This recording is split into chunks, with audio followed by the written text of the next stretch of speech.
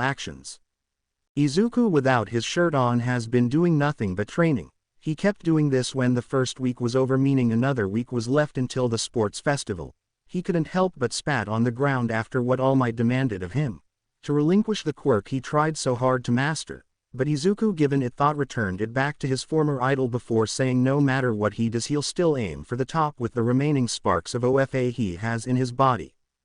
That was the last time Izuku spoken to his former idol, the one who turned a blind eye to when they first met. He was foolish to even accept his offer, but he shook his head thinking it's all in the past. Izuku. Right now, my power is all that I need, still though. Clenching his fist, he couldn't help but feel like something is about to happen soon, but he couldn't put his finger on it. Izuku. Let's not think about it, right now. I need to get ready and put some people in their place. Right now it was finally time for the sports festival where Present Mike was announcing, and the spectators were excited for the events to happen today.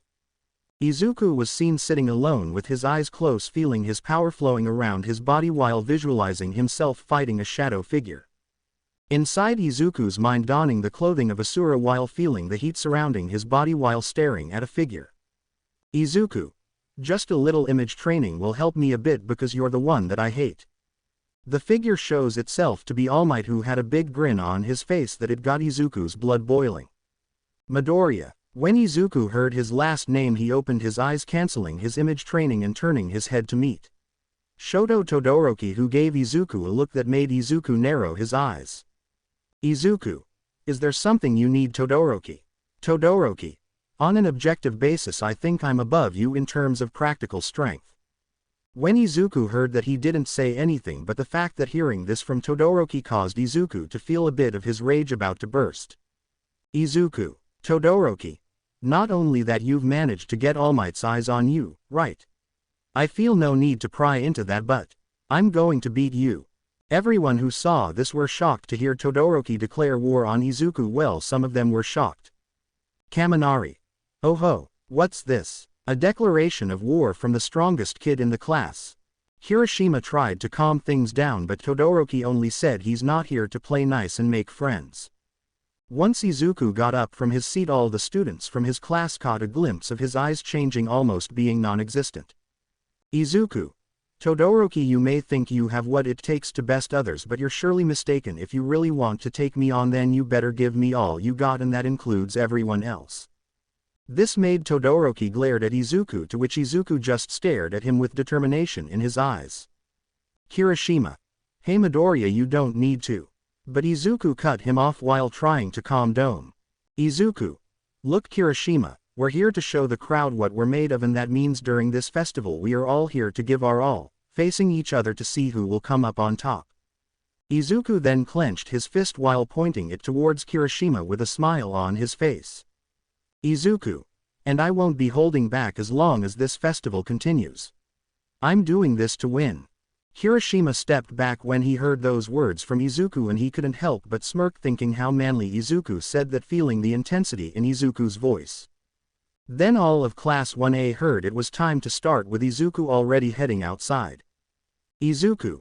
With this comes the start of this sports festival. You better watch me, you hypocrite, cause I'll be showing everyone I ain't no pushover. Nobody's paw. That Class 1A came out getting cheers from the spectators, with other freshman classes also walking out but not getting as much of any cheers as Class 1A. The chief referee for the freshman stage of UA's sports festival, Midnight, came walking out with the male partner blushing from watching her type of clothing. Kirishima.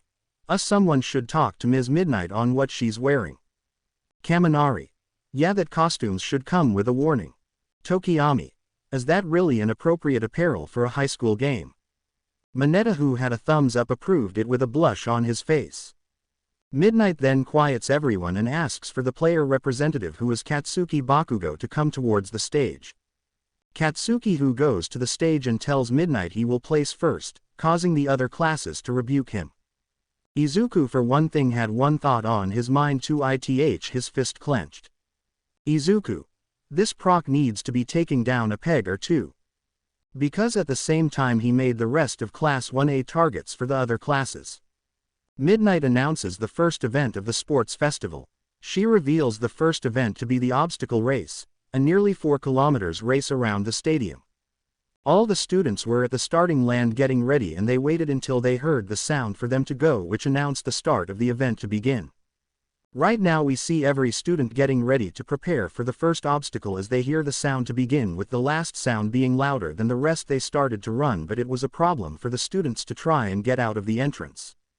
Our first filter. The one who said that caused ice to form on the ground that trapped most of the students. Oh, what the hell, I can't move. Brr. You bastard. Mike. Yo, hey, broadcasting live here. Are you ready? Yo, commentator, Mr. Mummy Man. Aizawa. Sure, since you dragged me here by force. You'll have to try harder than that, Todoroki. This made the now named Todoroki to be surprised to see his classmates who used their quirks to escape from his ice prison. Bakugo. We won't let you get away that easy, two-face bastard. And Bakugo was right, cause Class 1A was making it ahead. This is dicey. Not gonna happen twice. Can't use my new secret move yet. Honestly, I'm used to using this quirk now. Todoroki. Well, obviously some of you in my class were gonna make it past, but more of you were able to dodge that, I thought. Don't think for a second I'm buying your stupid double bluff, Todoroki. Now why don't you swallow my killer move? Grape. But unfortunately he was slammed away by what appeared to be robots that were on the entrance exam of UA. Mike. Here come the obstacles, and so suddenly and from the very outset the first barrier will be a Robo Inferno. Todoroki. Geez, the least you could do is throw something tougher my way. The giant robot was getting ready to strike, and so was Todoroki. Todoroki. Since my shitty old man's watching. With that, Todoroki ran ahead with the other students, seeing an opportunity to go through, but that wasn't the case. Todoroki. Don't even try, I froze them in a precarious position, so they're gonna see RSHS down. And with that, the surrounding area was blocked with frozen robots that hit the ground with a heavy thud. Mike. 1A's Todoroki has forged ahead and blocked the others in one fell swoop. That kid's harsh. Incredible, he's REMIVED himself from the rest of the competition. It kind feels unfair, actually. Right now we see Izuku being surrounded by the robots, but he just narrowed his eyes and avoided the attacks from the robots. Mike. The first round's obstacle course is underway, and the goal is to run one lap around this special-made stadium's outer ring. Aizawa. Hey, Mike. The rules are simple and also savage. Aside from leaving the course, this is a bona fide chicken race, where anything goes. The camera bots installed in each area can barely contain their excitement. Right now we see some of the competitors being worried because someone is under the metal scraps of the robot that crashed, but then it started to move until it was broken. Like I'd die. Mike. 1A's Kirishima got crushed. Kirishima. I swear to God, Todoroki, you timed it to topple at just the right moment, too. What if it hadn't been me? Someone could have died. Kirishima Ajiro. Quirk. Hardening. Info. He can harden his body into rigid armor. It's both the ultimate shield and the ultimate spear. Class A really is nothing but a flock of obnoxious brats.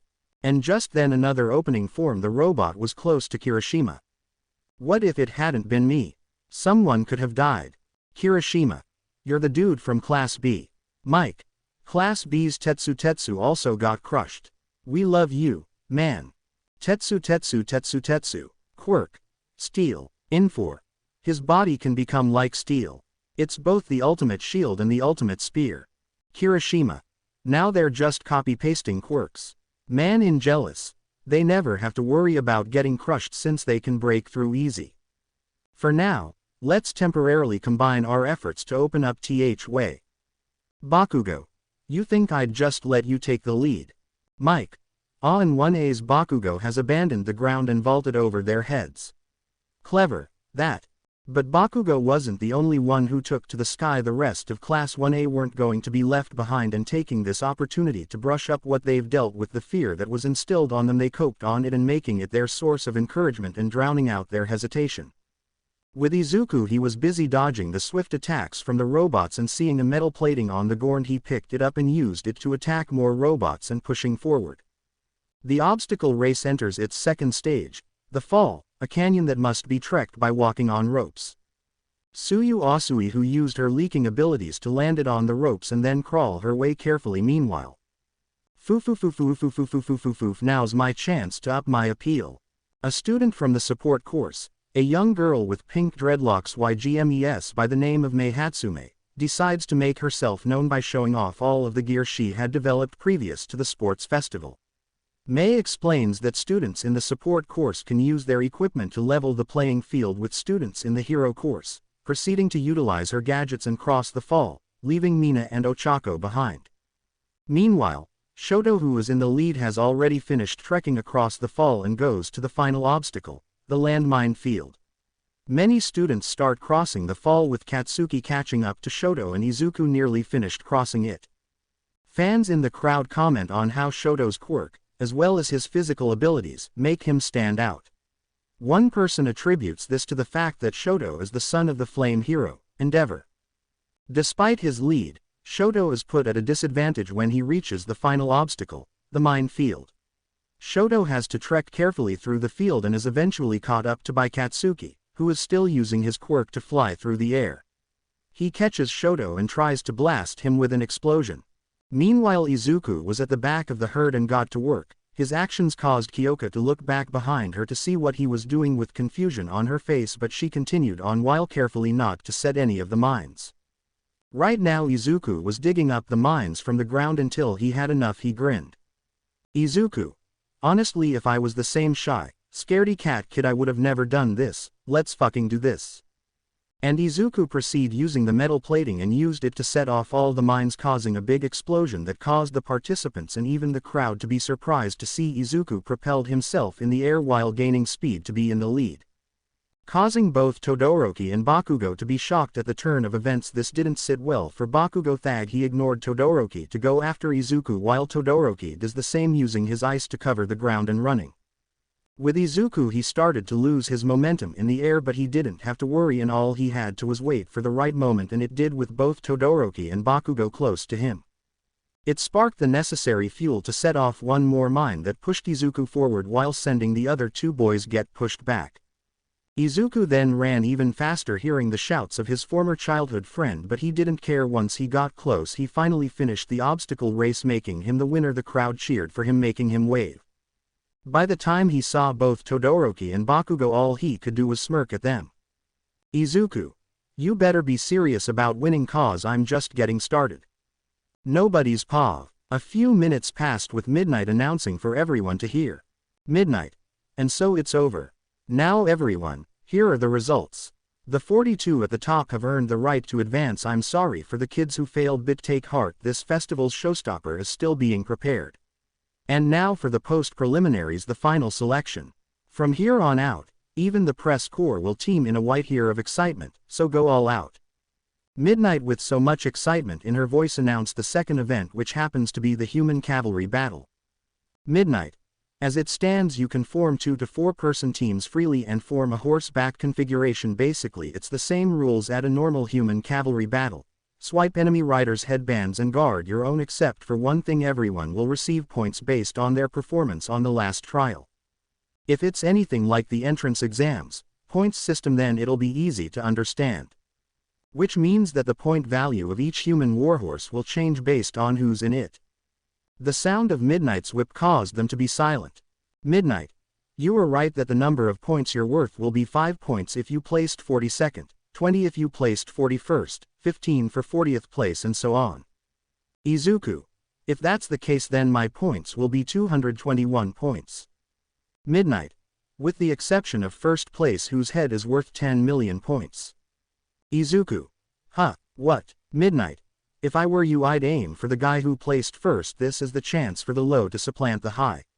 Welcome to our survival game. Midnight explains that the time for the cavalry battle is 15 minutes and that the point value of each team will be the total accumulation of each of the headbands taken. Midnight says the one to wear the total point accumulated headband will be the rider. Midnight continues to explain that the headband can only be worn around the head or the neck, and that if a team crumbles or loses a headband, that team is not out of the game. Midnight says that quirks can be used but cannot be used for malicious aim. Midnight orders the students to begin team negotiations and have 15 minutes to team up. As of right now, many students were in teams, but Izuku was sitting in the ground with his eyes closed. He knew no one would team up with him. The reason is because he's the target and no one wants to have a target on their head with that many points on their person if they teamed up with him. Izuku, maybe it's for the best I do this alone. I mean, who in their right mind would be my teammate? He got his answer when someone was behind that it made him look up to be close to the person's chest area. Izuku, oh right, she would likely do that. The person who was behind him was none other than Ochako Uraraka, who bent down to get close to Izuku's face with a smile on her face. Ochako. Izuku, let's team up. This made him have a shocked look on his face, with his mind going to other places. Izuku. What is this feeling? How can she be so innocent? Izuku. Are you sure you want to team up with me? You're gonna be a target, you know. Ochako. I know, but I think it's better to be teamed up with your friends. She said this with a bubbly tone in her voice along with a smile. It made Izuku to sigh and getting up from the ground while giving Ochako a smile. Izuku. Alright, you can team up with me, but we're gonna need 2 more people to make this work. Once he said he felt a presence that was coming towards him. Foo. You sure do stand out. Very interesting. When Izuku heard this, he turned out run to be face to face with a girl with pink dreadlocks while looking straight to her face with her goggles on. Let's team up, Mr. First Place. When Izuku heard this, he had to place his hands on her shoulders so that he can get more space. Izuku. Exactly, why should I let you join? Allow me to introduce myself. I'm Mei Hatsume of the Department of Support, and I'd like to be able to use your position. Izuku. Wow, you're pretty blunt. Izuku. And she's getting really close to my personal space. Mei. If I join you, the amount of attention I'd receive would be unparalleled, no? Which is the #1 opportunity to show off my super cute little babies in aiming to catch the notice of a big company, or rather, I want my babies too. This caused Izuku to wonder how can a being such as this can be even more excited while their face is close to his even more. He thought about this while sweating a bit because of this girl's energy and backing away. Ochako wondered what Mei was talking about, but she was ignored with Mei still talking to Izuku. Mei. The Department of Support has its purpose in developing equipment that makes heroes' quirks easier to use. My babies number many and sundry, so there's bound to be one that suits you, I should think. When Izuku saw the amount of equipment she had on her person, he was amazed, and seeing one that made him voice out one that seemed familiar to him. With that, Izuku and Mei talked with Ochako displaying a blank face. But the conversation had to go on hold for now, with Izuku having a serious face. Izuku. Alright, this will help, thanks Hatsume. Right now we need to find our last member, but it seems everybody's already gathered into their little groups. Izuku. But who would be our last member? It needs to be someone with a good defense. Wait. I got it. Suddenly Izuku with a realization walked away from his teammates who wondered what's he going to do. Izuku who touched someone's shoulder with a determined look on his face. Izuku. I want you. As 15 minutes past midnight has announced the start of the second event any moment. Everyone here's just paying attention to Class A. Why is that? And just like Tetsu said, everyone in Class A seems so stuck up. It's weird, isn't it? Isn't the only difference between us and them that villain face off? The one who said this had a face only a mother could love, with his blonde platinum hair while having a smirk on his face. Why should we in Class B be content with placing so low? Let's show those snooty Class A kids what for, everybody. Mike. Wake up, Eraser. Their 15 minutes to form teams and strategies are nearly up. And 13 warhorses have lined up on the field. Aizawa. Looks like we have quite the interesting lineups. Mike. Now raise up your war cries. And fire the signal. May the blood on the rocks be washed by yet more blood. Now's the time for Ua's deadly feud. When this was Bring said we Izuku tying the 10 million headband on his head while groaning at the noise from Mike, with him being on top with both Ochako and Mei at the back with the final member on his team in the front. Izuku. Uraraka. Ochako. Here, let's do this. Izuku. Hatsume. Mei. Fufufufufu. Izuku. Tokiyami. Let's show them our darkness of fury. Izuku could only smirk. Izuku. Well then, glad to be with you all, let's win this. He said this with a serious and playful look on his face, along with that came with a hint of rage, with his eyes glowing red along with a few marks forming on his body. Izuku. Time for the blood god to get its fill. Nobody's paw. 3. Midnight counts down. Izuku flicks his gaze to Bakugo's team. Kirishima, Ashido, and Siro don't seem super enthusiastic to be there. 660 points is probably more than enough to get to the next round, but Izuku knows Bakugo will never settle for that. 2. And of course there's Todoroki with 670. His gaze when he started at Izuku made him just sigh internally, meaning he'll likely come straight for Izuku. 1. But the biggest problem is the fabric wrapped around Izuku's head. 10,290 points are currently theirs.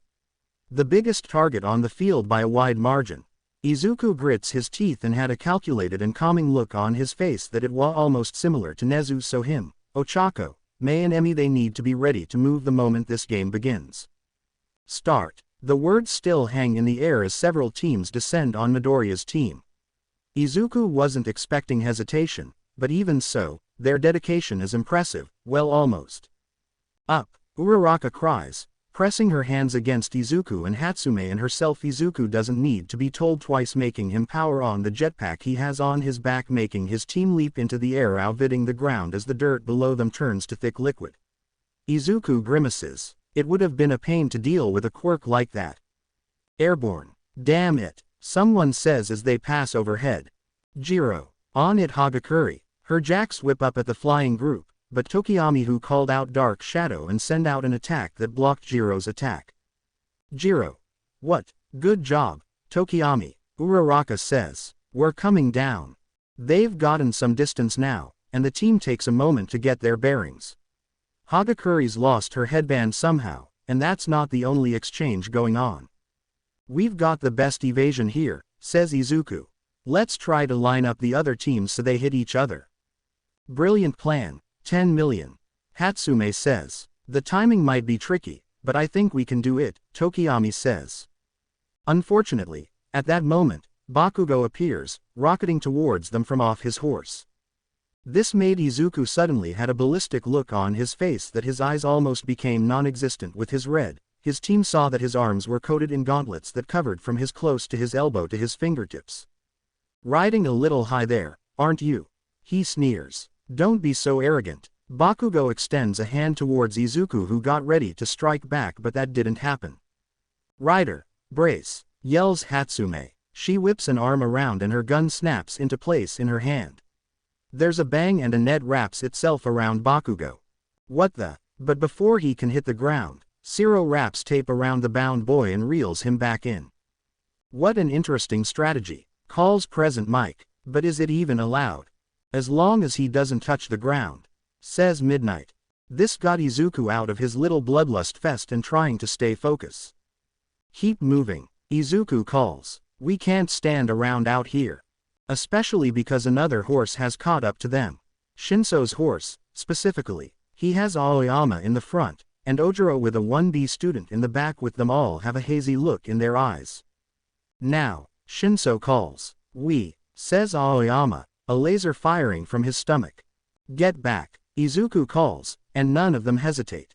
The beam passes millimeters in front of Tokiyami, nailing one who goes by Kota and sending Team Hagakure into distress. Shinso clicks his tongue at that. The next few minutes are equally frantic. Teams continue engaging with them and with each other. Not only do they have to deal with direct attacks from competitors and fending off people out to steal the headband, but some quirk attacks that aren't even aimed at them. Large attacks rock the field every minute or so, and even the precise quirk shots can go wide. The field is in total chaos when present Mike declares that they're about halfway through. 7 minutes are up, he says, so let's show off the scoreboard and take a look at how everyone's doing. The crowd goes oddly silent. Even the announcers don't say anything for a moment. Izuku doesn't risk looking up to see what the buzz is about with him being calm and collected. How's our headband? Tokiyami says using Dark Shadow to inform when another attack will approach them. Secure, Uraraka replies with enthusiasm seeing that Izuku gave them all a thumbs up. Whoa, says Hatsume. Half the teams lost their headbands. Izuku assumes that has to do with the crowd's reaction, but he still doesn't want to break his focus on this event. Wait a minute here, present Mike says. Class 1A isn't dominating. Only Team Todoroki and Team Midoriya still have points from that class. And Team Todoroki is down in 5th place. Izuku's eyes widen a bit. After the initial onslaught, none of the teams that have attacked him have been from Class 1B. Only Class 1A and Shinso have targeted them so far. Could they have been planning this? What's Class B doing? He calls. They're targeting our class, Tokiyami responds. They don't seem to be going for each other. So Izuku was right. Class 1B must have done poorly on the obstacle race on purpose, gathering intel and getting their whole Class 1A ahead. Which means they don't care about winning, but making sure as many of them move on as possible. Interesting. Izuku thought with a smirk, but that disappeared quickly. But that's a blessing in disguise. Now they've provoked most of Class 1A, including Bakugo. Which means his team doesn't have to worry about as many attackers. And if 1B doesn't care about the 10 million points, then they won't have to worry about them attacking either. And he's right. The pressure on them drops almost instantly. Bakugo's explosion ring out in the distance as he fights some blonde boy. It's a pretty fierce back and forth, but Bakugo's sheer determination outpaces Class 1B's defenses and he takes every headband they had. Izuku doesn't bother paying attention to Class 1B's counterattack. It's doomed to failure anyway. Hey, we got a wild Todoroki incoming. Tokiyami calls. Izuku suddenly sent out his tongue for just a split second, feeling his heart pounding with his eyes becoming close to non-existent. Get ready, Izuku says. I've waited long enough, says Todoroki. I'm taking that headband from you, Midoriya. Izuku got his hand close to the 10 million and smirking. Izuku, if you want this headband then try and take it from me, icicles. Careful, guys, Uraraka says. We've still got half the match left, and they aren't our only enemies. Izuku's ears twitch a bit hearing Todoroki is giving orders to his team. Iida, advance. Yaoyorozu, prepare our guard and conductor. Kaminari. I know, man. Izuku. Shit, Hatsume. Guys, short circuit's gonna discharge. Push the button, Rider. Hatsume calls. This made Izuku hit the button on the switch in his hand once more as the turbines whirl to life, rocketing them far overhead, just as the electrical field fires out and stuns every other team. Before any of the ground teams can recover, Todoroki extends a rod of ice to the dirt and freezes over the ground. Ice creeps up the legs of the stunned teams, leaving them trapped. He's learned from the start of the obstacle race, says Eraserhead. Hatsume. Izuku calls. How long can the jetpack keep us airborne? Not long enough, says Hatsume. My baby needs some adjustments. It can't sustain flight for more than a few minutes at a time. Well, that's inconvenient goggles, Uraraka says. Todoroki follows their flight, and as they start to descend, he creates a ring of ice. He's trapped them in with his team, while preventing other teams from interfering. Izuku narrows his eyes while trembling. Izuku. Damn, this is something, and I'm not even feeling any fear. All I feel is the urge to see them give me a challenge, and it seems the icicle plus the bomb Dutch can give it me in this festival. We've reached the final minute. Present Mike calls. Fight and fight until the final bell tolls. We've gotta play, says Izuku. It seems Todoroki only uses his right side. If we stick to his left, he won't be able to hit us without hitting Iida. What about Kaminari? Uraraka says. Hatsume. I'm counting on you, says Izuku. If you think Kaminari is about to discharge, shoot him with that net. Todoroki narrows his eyes, and Izuku's sure that he's heard, but he wanted the waking icicle to hear him. The net won't stop him from discharging, and it probably won't even get around Yaoyorozu's insulation. But it'll make it harder for Kaminari to focus on using his quirk. And even if he does discharge, it'll be hard for Team Todoroki to move with one of them wrapped up like that. Everyone, says Iida quietly. Izuku's ears twitch once more, who simple focused getting the rest of his teammates' attention. After this, I'm afraid I won't be able to move. I'm counting on you. Hold tight, Todoroki. Take it. Izuku's eyes go wide. The world slows down. All sound fades, except for the humming of Iida's engines. And yet Iida's movements are still a blur, but not to Izuku. All Izuku could do was wait. He rockets towards their team, carrying the rest of Team Todoroki with ease. Izuku waited with a smile on his face. Between steps, Todoroki's hands was close to the headband, but he was slow to tear it away when Izuku suddenly bent backwards, avoiding his headband form being captured. Then sound comes rushing back as time returns to normal. The Todoroki team was shocked, but the one who was the most shocked was Todoroki himself. When he looked back to Izuku, he simply smiled. Izuku. Didn't you say you'll take my headband away? Oh, poor you. This made Team Todoroki advance towards Team Midoriya. Hatsume. Hey team leader, they're running towards us. Any plans? Izuku, who took his shit off, revealing his upper body that started to form marks around him with his hair being spiky. Izuku. I have one. Ochako, use your quirk on me. This made her nod her head, understand what he's thinking. With that he floated a bit and looked towards Mei. Izuku. Hatsume, you think this still has a bit more juice for one last airborne? Mei. Yeah, go for it, hurry, they're gaining on us. This made Izuku press the button and flew in the air, causing Team Todoroki to stop, with Todoroki to glare at Izuku's escaping figure. With that 20 seconds were remaining with Todoroki USUBG his quirk to create an ice tower, making him go up in the air going after Izuku. 10 seconds left, calls present Mike. Count 'em down. The crowd screams along to the countdown. 10. With Iida still stalled and Kaminari near his limits, both Team Todoroki and Team Midoriya can only look up in the air to see who would win, with the timer ending soon. 9. Izuku saw Todoroki, who was firing ice at him, which he dodged, but he didn't want to waste the remaining time he has on the jet, so he used it to fly close to Todoroki while avoiding the many ice attacks. 8. Izuku came close and avoided another ice attack, but he felt a heat when he saw Todoroki's left side on fire, causing him to stiffen up, which made Izuku kick him in the gut. With this, Todoroki couldn't get the headband, but Todoroki isn't the only one out to take the 10 million points. 7. Case in point, the explosion rocketing towards them right now. Bakugo appears from out of the smoke. 6. Bakugo saw them and flew faster while screaming in anger.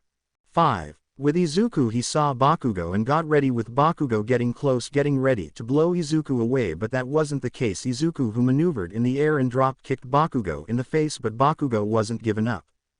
4. The two boys, one who was filled with anger while the other was filled with a hint of sadistic behavior, who avoided the blast of heat even though it doesn't hurt him. 3. Bakugo tried again to get the 10 million, but each time he went for it, Izuku avoids him and uses his legs to kick him in the face.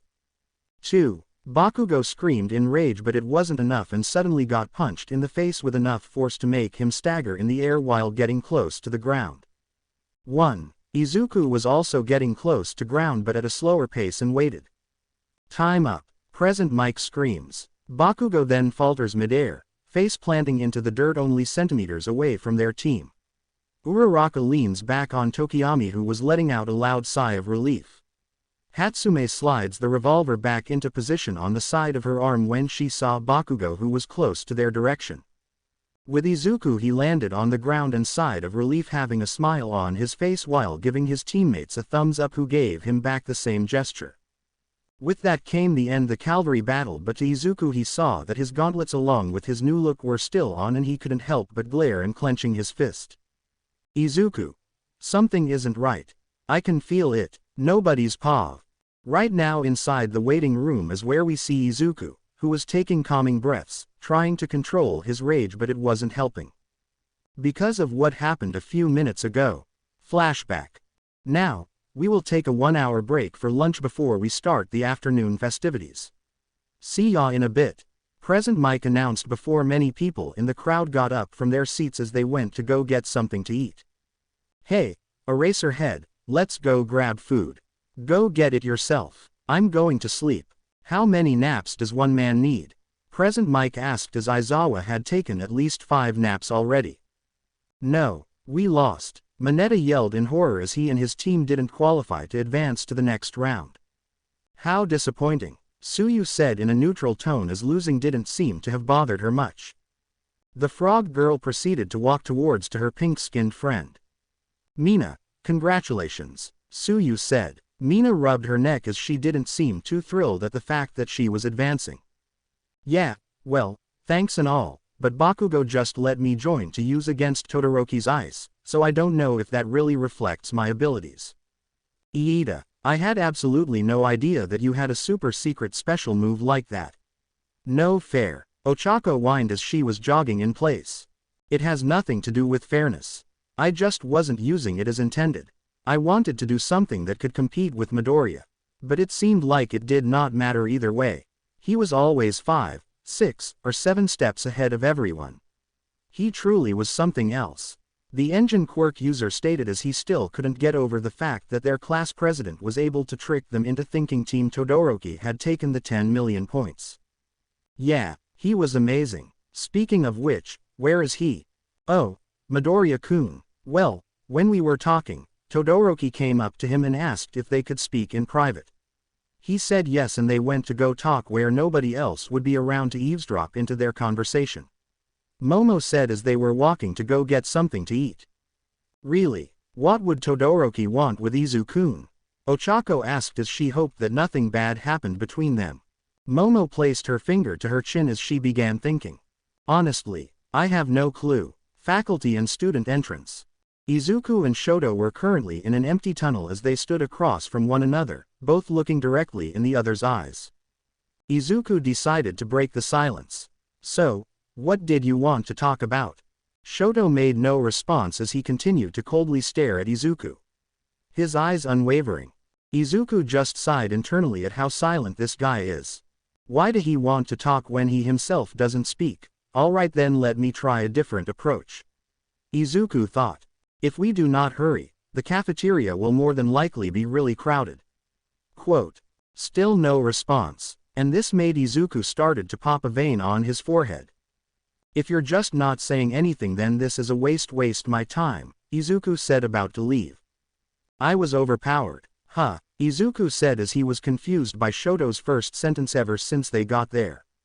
So much so that I broke my pledge, Todoroki stated as shame was clearly evident in his voice. He did not even use half of his power, even if it would be to his advantage. Why doesn't he just use left side in battle? Izuku questioned in his mind as he never knew the reason why Todoroki doesn't use the flame side of his dual quirk. Shoto then lifted his left hand. Iida, Kaminari, Tokiyami, Yaoyorozu, Uraraka. None of them felt it. At that instant, I was the only one who was overpowered. I almost used my flames. And when time was running out, I rushed towards you as I was blinded by anger. I was ready to strike, but when you were about to counterattack, I felt the power radiating off of you.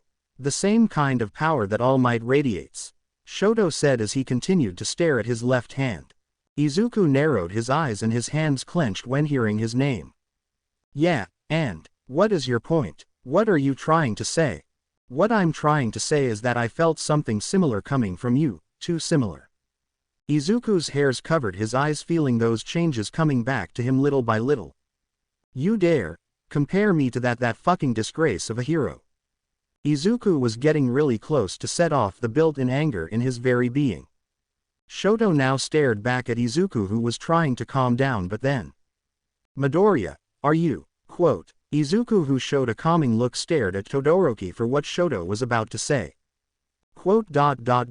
All Might's secret love child or something. Izuku's eyes were then narrowed and he suddenly punched the wall to his right side, causing it to crack on contact with Todoroki jumping back and surprised at the action. Secret love child? You think I'm that bastard's secret love child? Izuku asked with boiling anger. With Shoto, who nodded his head but felt a slight fear going down his spine. All Might has his eye on you, doesn't he? Izuku remembers what Shoto said to him in the waiting room for the sports festival began. But that just made him give Todoroki his expression of pure anger, but he didn't want to give to him, not yet at least, so he calmed down. Todoroki, I'm going to say this once, that no good son of All Might isn't my father, and God knows I don't ever want to be his son, and besides my father goes by the name of Hisashi Midoriya and he works overseas, and plus I look nothing like him. Shoto decided to leave that subject alone for now. He needed to get to the real reason why he called Izuku out here. Endeavor, the number 2 hero, is my old man. I am sure you know that he has been stuck as the number 2 hero for forever. If you have something from the number 1 hero, then I have even more reason to beat you. Izuku's face then adopted a serious expression as he was now paying close attention to what Shoto was saying. My old man has a strong desire to rise in the world. As a hero, he won a name for himself with crushing force. Because of that, the living legend, All Might, is a great eyesore to him. Since he could not surpass All Might, he moved on to his next plan. Wait a minute, next plan? What are you talking about, Todoroki? What are you trying to tell me? Izuku asked. You have heard of quirk marriages, right? Huh, well, yeah, I have. How is that relevant though? That thing that became a problem for the second and third generation after superpowers appeared. Choosing a spouse based only on strengthening your own quirk and passing it on to your children, forcing people into marriage. The old-fashioned way of thinking brought about by a lack of ethics. He is a man with both accomplishments and money. He won over my mother's relatives and got a hold of my mother's quirk.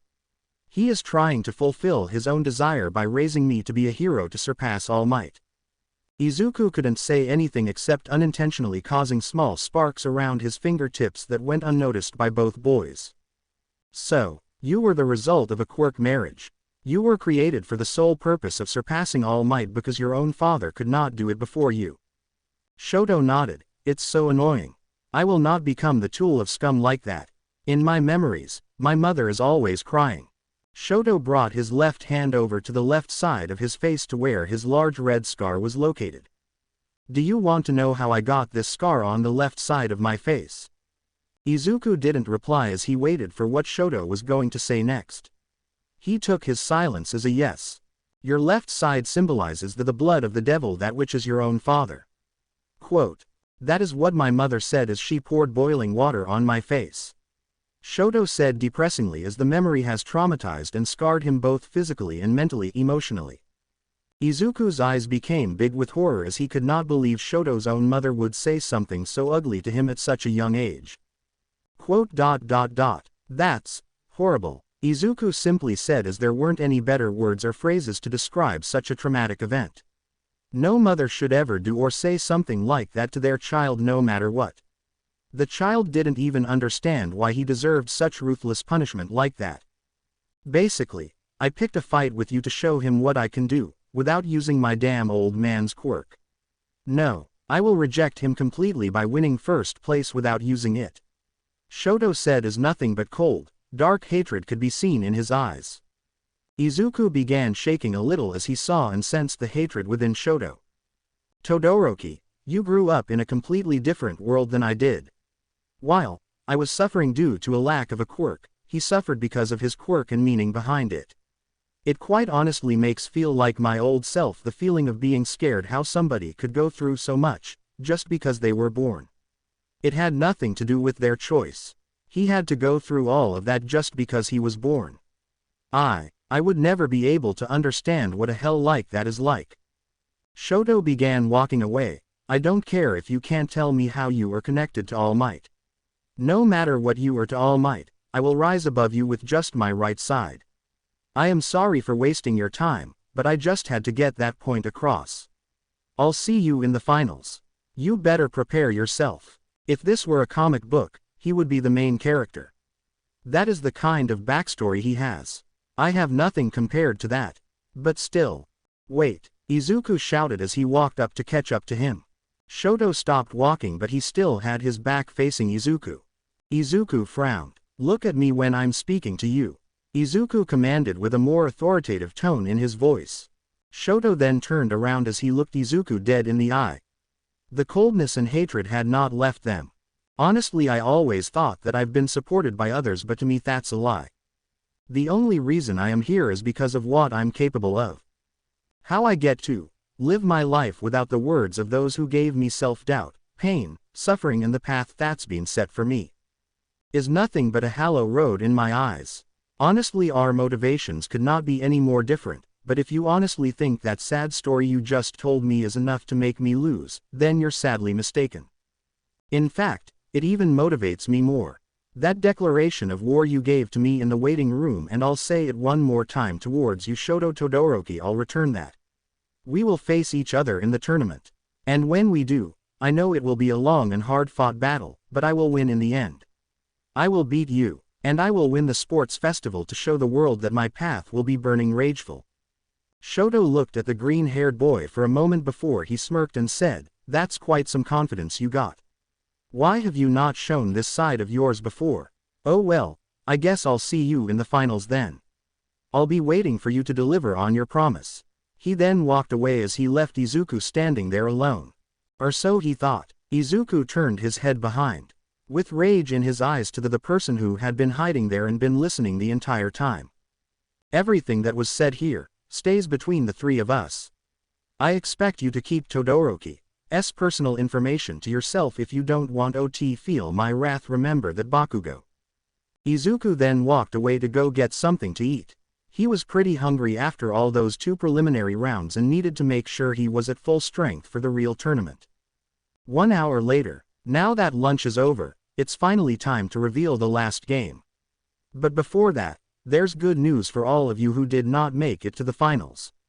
Present Mike announced as now everybody was back in the stadium, ready for the real tournament to begin.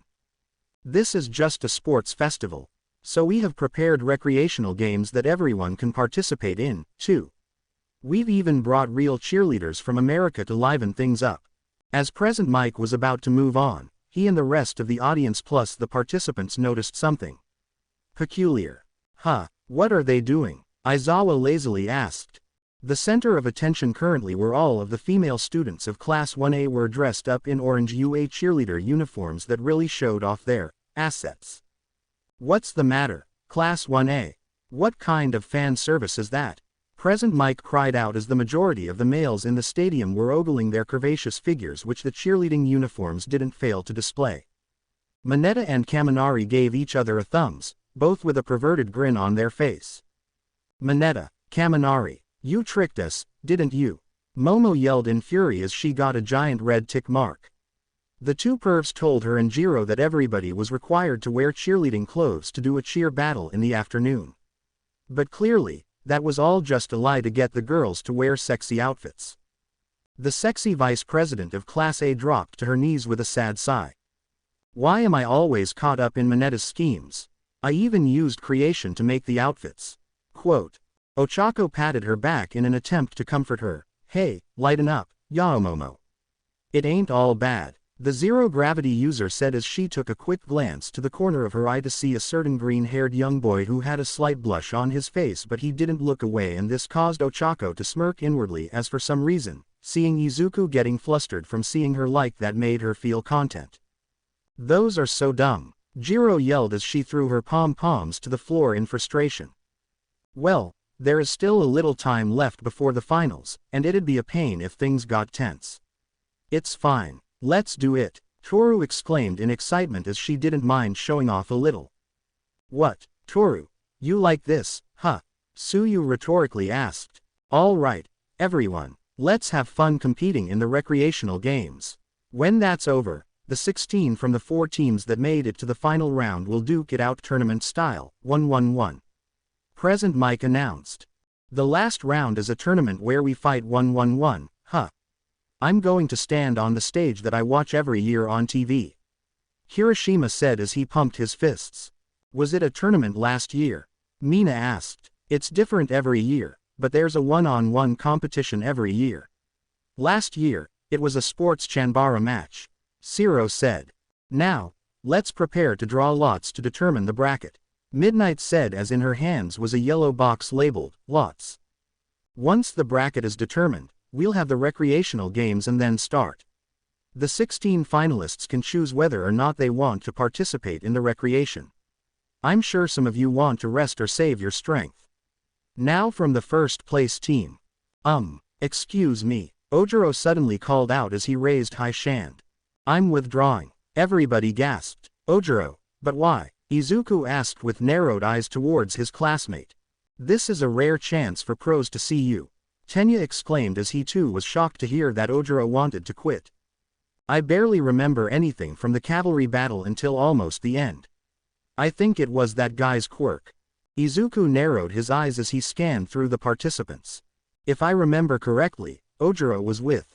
Quote. His eyes then landed on Shinso, who just turned his head away as soon as Izuku focused his eyes on him. I know that this is a great chance and that it's foolish to waste it. Quote. Well, if you know that, then why would you just quit after making it so far? Izuku asked as he genuinely didn't want his classmate to waste his opportunity like that. Everyone here competed by giving their all. I can't be up there with everyone without knowing what really happened. Ojiro said with a proud tone as he balled his fist. You're worrying too much about it. You should just make sure you produce results in the finals. Toru added. If you're going to say that, then I didn't do anything either. Mina said as she empathized with what Ojiro was going through. She didn't feel she did much work either. Ojiro put his palm to his face. No, that is not it. I am talking about my pride here. I can't. Izuku couldn't help but sigh, however he completely understood what Ojiro was trying to say and even commended him as his respect for his fellow tailed classmate went up a ton. Also, why are you girls all wearing cheerleader outfits? Ojiro asked as all of the girls from Class A sweat dropped. Izuku walked up towards Ojiro as he placed a strong hand on his shoulder. Hey listen, if that is your decision, I respect it 100%. I completely feel you. You have a valid reason for wanting to drop out of the tournament, and as your class president, I commend you for owning up. A lot of people didn't expect for Izuku to actually support Ojiro's decision. As a matter of fact, they would think that Izuku would plead with him to not quit and just show what he can really do in the tournament. But now, they were seeing a completely different side to the green-haired boy. Thank you, Midoriya, I really appreciate that. I'm Narengeki Shota from Class B. I also want to withdraw for the same reason. Regardless of ability, don't you think it goes against the goal of this sports festival for those who didn't do anything to move on to the final round?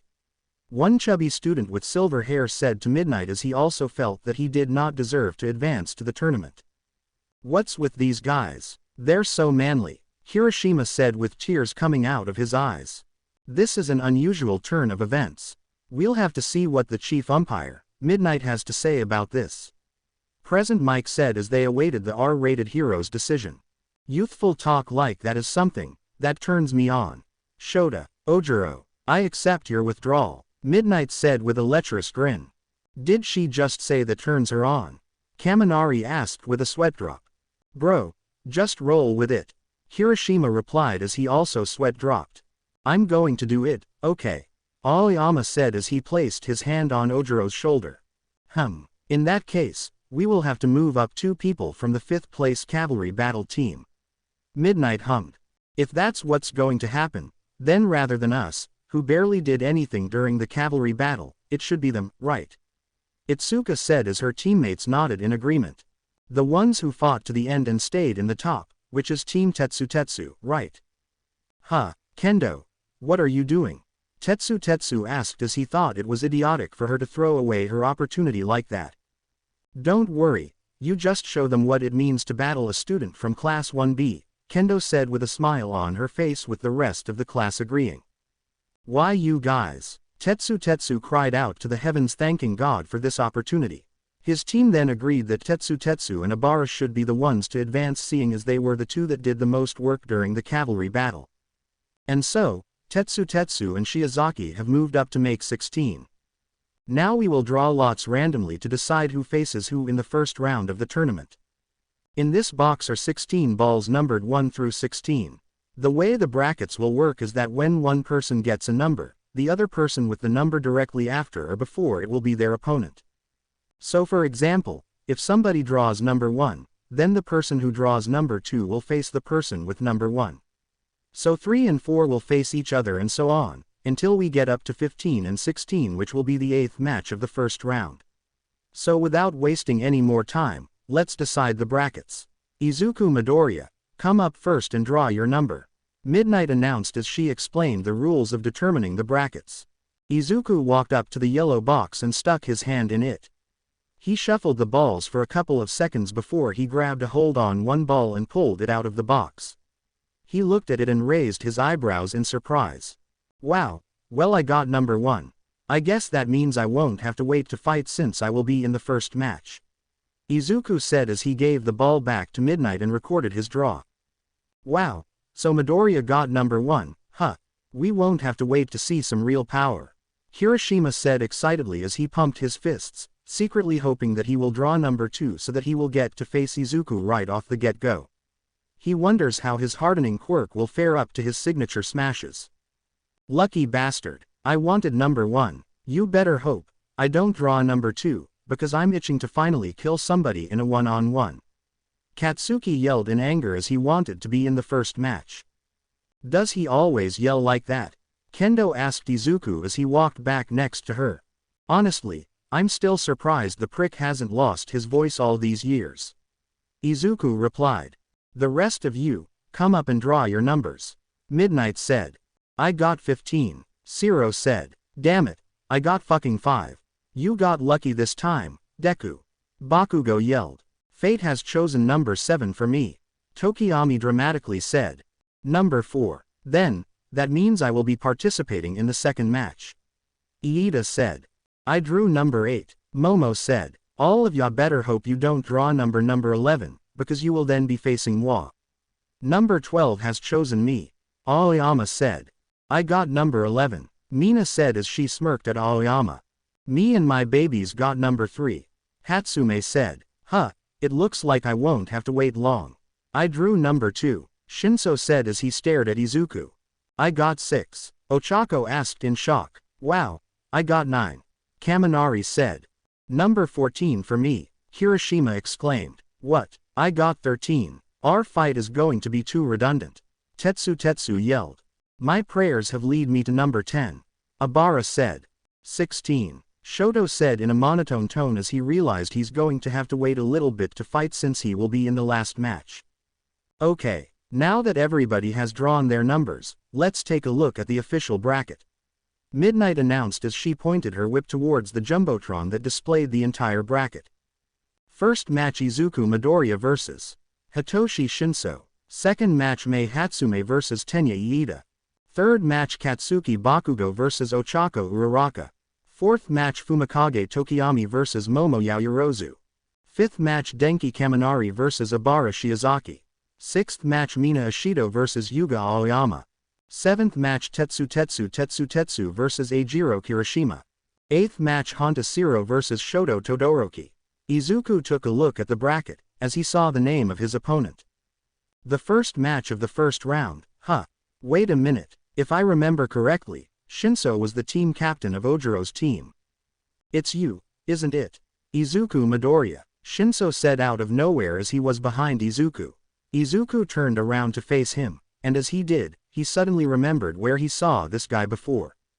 He was the one who came to our class making a declaration of war. He said he was from the General Studies course and intended on making it to the Hero course.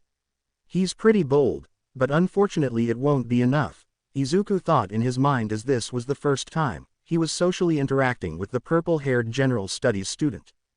I'm looking forward to our first match, Shinso said. But before Izuku could even say anything, suddenly a large yellow-haired tail covered his mouth. Midoriya, Ojiro yelled from behind. Shinso smirked as he walked away. When Shinso was out of earshot, Ojiro removed his hold on Izuku. Ojiro, what's the matter? Don't answer him. Okay, it's pretty much done. The pro hero, Cementos said as he was using his quirk to construct a tournament fighting stage. Thank you, Cementos. Hey guys, are you ready? Present Mike asked the crowd. They then proceeded to cheer loudly, showing their anticipation for the tournament to finally begin. The recreational games were finally over, and it was finally time to get to the real fun. A lot has happened, but now it has come to this. A serious battle. You can only depend on yourself. You have no teammates or comrades here. It is a classic one-on-one style tournament. Even if you are not a hero, you will face lots of situations like that. You get that, right? Heart, skill, body, wisdom, and knowledge. Use all of that to rush up. Present Mike exclaimed as he was hyping up the crowd even more. Izuku was currently in the tunnel that leads to the fighting stage. He was currently doing warm-up stretches and doing his best to prepare himself mentally. It was his first ever match in a sports festival, so of course there were some nerves here and there, but overall, he was ready to compete. Young Midoriya. When Izuku heard that voice, everything suddenly turned cold around him, but inside his very being, there was a heat of intense rage ready to be unleashed. And when Izuku turned his attention towards the one who he thought was amazing, his former idol and the one who made Izuku hate him until death collects him. What is it that you want? Izuku said this with his gauntlets resurfacing on his forearms, which made Toshinori to shiver. Listen, I know that I've made a decision that you couldn't understand, but trust me, it's for your own good and I hope you can put behind you and start over. He said this while giving Izuku a smile on his face, but Izuku didn't see that. In fact, all he saw was red in his vision with his mind and his emotions boiling hot. I hope that you handing back OFA is the right call. And Toshinori couldn't speak after feeling a blow that hit close to his injury that it caused him to cough up blood and holding where he got hit. Izuku, who was the one that gave him what he described as not giving a fuck punch, and just stared at the person who he thought was his idol. All Might, you don't get to talk to me about understanding. You never gave me an opportunity to even say what I had to say and just decided that I'm not good enough. Well, I'll show symbol of fucking hypocrisy that I don't need your so-called power. Before Izuku took another step and he looked down at Toshinori, who stared into the eyes of a boy who he denied his dream and now broken his trust. I have power you wouldn't even begin to comprehend. And with that he left the tunnel, hearing the sounds of cheering while standing on the platform and staring at his opponent while clenching his fist. Izuku. That same feeling, it's close, and it's making me angry. Flames ignited in all four corners of the fighting arena as now, they were finished with the preparations and were ready to begin with the first match. Audience, the tournament that you all have been waiting for are finally starting. Match number 1. We got the powerhouse that has been giving us surprises one after another and finished in first place in the 2 previous rounds. From Class 1A, Hero Course, it's Izuku Midoriya. Present Mike announced as Izuku made his entrance. The crowd were cheering as he had gained a lot of popularity since the beginning of the sports festival. Some people have already put in their bets and said that Izuku will win the whole thing. Some were still skeptical since he has yet to show his quirk, but hope to see it in action in this match. Izuku's classmates were also cheering him on from the bleachers. Versus, sorry, he has not done anything to stand out yet. From General Studies, it's Hitoshi Shinso. Shinso ignored Present Mike's comment and proceeded to walk to the ring calmly. Okay, the rules are simple. They are classic tournament style. In order to win the match, you have to force your opponent out of bounds, immobilize them, or force them into submission. Bring on the injuries. I want this to be entertaining. Don't worry, we have our very own recovery girl waiting on standby to patch any students up. Put your morals and ethics aside for a moment. But of course, anything life-threatening is strictly prohibited. Heroes should only use their fists to catch villains. Present Mike announced the rules. I will stop the fight if things go too far, Cemento said as he made a chair for him to sit on. Izuku took a deep breath, narrowing his eyes at his opponent. Forcing your opponent into submission, huh? Shinso said, suddenly gaining the attention of Izuku. This is a fight to test the strength of your spirit. If you know what you want for your future, then you can't worry about appearances. Ready, Present Mike called out. That monkey was going on about his pride. Quote. Start. Present Mike announced the official start of the match. But don't you think he was dumb for throwing away his chance? What an idiot. Serves him right, Shinso said. Izuku's eyes widened as he heard his opponent say those words, and something in him snapped. Shinso was disrespecting Ojiro's pride. He then began to run towards him with his eyes burning in rage. What did you say? But suddenly, Izuku stopped in his tracks. Shinso grew a victorious smirk. And that's checkmate. I win. Ojiro began pulling his hair in frustration. Damn it, Midoriya, I went through all of the trouble of warning you, and you still let him get you like that. All Might widened but then shook his head as he saw how Izuku just stopped moving. I knew it. It seems I made the right choice on you not being fit for OFA. Hey, what happened? Why did Midoriya stop moving? Come on, it is the important first match. Liven things up. We're trying to be entertained here. Present Mike yelled. What's going on with Deku-kun? Come on, move, do something. Ochako cried out. Midoriya, the match just started, and he's completely frozen. Present Mike shouted as he and the rest of the audience were confused. He's got a blank look on his face and isn't moving a muscle. Is this Shinso's quirk? He did not stand out at all, but could he actually be someone amazing? Hitoshi Shino from General Studies has gotten the better of Izuku Midoriya from the hero course. Who would have imagined this? Will the bottom really overthrow the top? You see, this is why I said that the UA entrance exams were not rational. Aizawa said. What are you talking about, Eraserhead? Here's some basic data on the two of them. Since it's individual matches from here on out, I had someone compile it for me. Shinso failed the practical exam for the hero course. Since he also applied for General Studies, he probably knew that would happen. His quirk is very powerful, but the practical exam consisted of fighting foe villains. That gave an advantage to those with physical attack quirks. Shinso would not have been able to rack up any points with his quirk. Aizawa explained to the whole audience. Shinso should be in the hero course, but thanks to the unfair practical exam, he had to settle for General Studies. You're lucky that you have been blessed, Izuku Midoriya. Turn around and walk out of bounds. Shinso ordered. Izuku, with blank and almost lifeless looking eyes, turned around and began walking out of the ring without a single sign of restraint. What? Midoriya's being so obedient. He's actually listening to what Shinso is telling him to do. Didn't you listen to the rules? If you walk out of the ring, you're out of the tournament. Present Mike along with others were confused as to what was happening. Was Izuku just joking around, or is he seriously just going to get himself out? Deku-kun, why? Come on, get serious. You didn't get first place in the 2 previous games, to just lose in the first round of the tournament. Ochako cried out as she too was confused on why someone like Izuku would be willing to just lose like that so easily. If you go out of bounds, then you will lose the match. What is he doing? Iida asked in shock as he waved his arms around. Momo squinted her eyes until she gasped. Guys, something is not right. Midoriya-kun is not doing this willingly. Just pay attention to his eyes. They are supposed to be a vibrant green color, but right now, they are completely blank and lifeless. He's being controlled, Momo shouted out as all of her classmates gasped in shock. That quirk is... Toshinori wondered in thought. Name. Hitoshi Shinso. Quirk.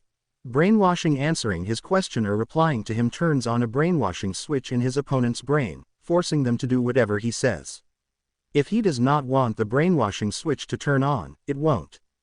In the fitness test on the first day of school, even without using the full capabilities of his quirk, he was able to outperform his classmates. And when he did go all out, he blew all of the records out of the water.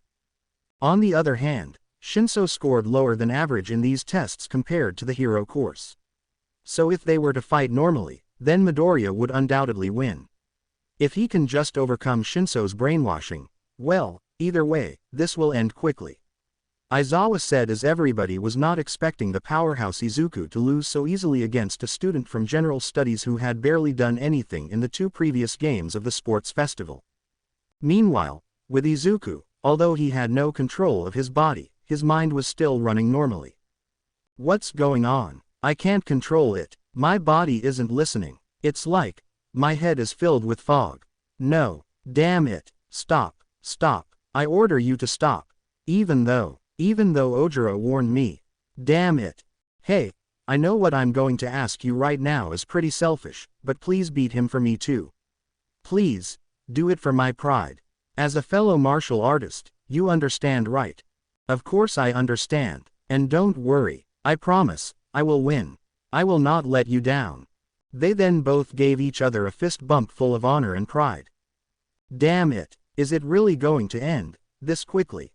Even though everyone is counting on me, I vowed to win. Am I really just going to go back on my word? Am I really that pathetic? And I even told that asshole that make it with my own power, so why? Why am I losing to this prick? You probably don't understand, but even with a quirk like this, I have my own dream. Now, lose for me, Shinso shouted as Izuku was now 1 step away from touching out of bounds. No, I won't. I refuse to lose. At that instant, in the tunnel across from him, Izuku saw 8 silhouettes that resembled souls or spirits of some kind. They all had golden-colored eyes. They all held out their hand towards him as they said, "Hold on for a second longer." 9th quote. From their hands, rainbow-colored energy began forming. They all combined their powers and were ready to lend Izuku a power that belonged to him, that he earned in order to transcend this current predicament and win the match. But a different hand stopped them. Stop right there. This boy doesn't need you. After you refused to even help him, then he doesn't need to borrow your power. He has all of the power he needs already, his rage, the very thing he had ever since he was born. So step back. Quote. In between Izuku and the 8 spirits, was Asura, who was blocking the rainbow-colored energy from making its way to Izuku. The 8 spirits frowned at Asura for interrupting them, but they put down their hands and relented as they knew they were pushed away from view with only Asura and Izuku there.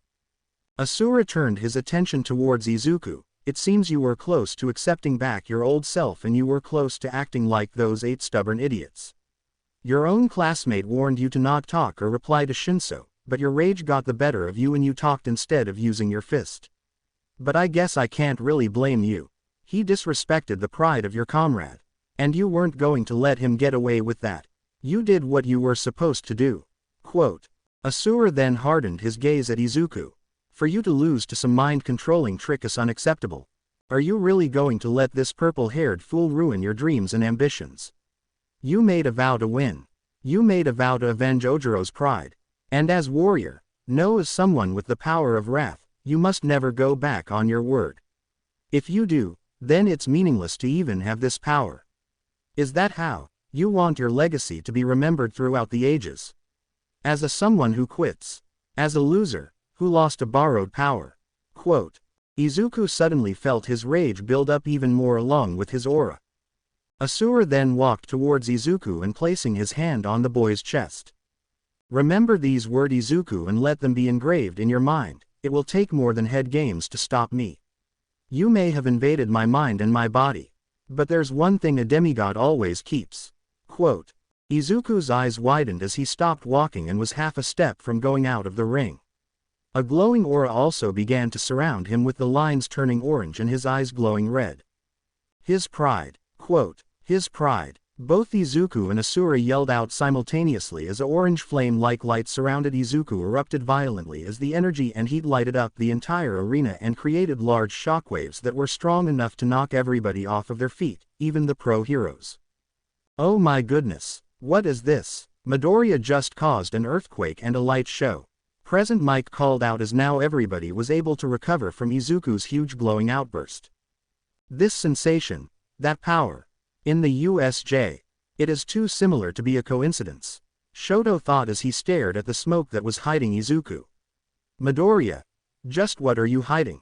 When the smoke cleared, Izuku was seen panting heavily, with his lines glowing orange with the gauntlets now on his forearms. His foot was an inch from touching the floor outside the ring. Midnight swinged her whip towards Izuku. Participant Izuku Midoriya's foot has not touched the floor. He is still in the match. The crowd began cheering as Izuku's dream was not over yet. He was still in, and was not going to go down without a fight. Midoriya's stopped. He has broken through Shinso's brainwashing and is still in the match. Present Mike announced as everybody felt nothing short of amazing. Yes, good job, class president. Iida shouted from the bleachers. I'm so glad, Ochako said as she sighed in relief. TCH, he better win now. I was almost going to kill him if he lost right there. We still haven't fought yet, so he is not allowed to lose. Bakugo yelled as he had a Visao smirk on his face. Amazing. To think, he was able to forcefully remove the brainwashing with his willpower alone. He created a shockwave strong enough to remove the effects of Shinso's quirk, and now he has the advantage. Aizawa commented as even he couldn't deny the incredible feat that Izuku was able to pull off that happened right in front of his eyes. Wow, that's unbelievable, Ojiro said as he had a hand on his chest due to his heart beating really fast. Shinso could not believe his eyes as he gasped in shock. What? WYH how? You should not be able to move freely. This has never happened to me before. Since when can the possessed say no to the possessor? What did you do? Tell me. Izuku immediately turned his head slightly towards Shinso, his rage not calming down at all. What did you do? Shinso kept on yelling at him. Izuku turned around and started to walk towards Shinso, not saying anything but having a look that says, I'm gonna kill you. He won't answer. Did he figure out my secret? No, he should have heard from that monkey from the beginning. All I can do is make him talk again. Shinso thought as a smirk came back on his face. Say something. Izuku stayed quiet and kept getting closer, making Shinso sweat. You can produce that much power just by screaming. I'm jealous. Izuku got in closer, causing Shinso to panic. Thanks to my quirk, I have been behind from the start. Someone who has been blessed like you with such a powerful quirk would never understand, would you? Izuku stopped in his tracks and his body going through his past memories, and to the current ones that had caused him to stare at the ground. Someone like you who was born with the ideal quirk. Someone who can reach your goal.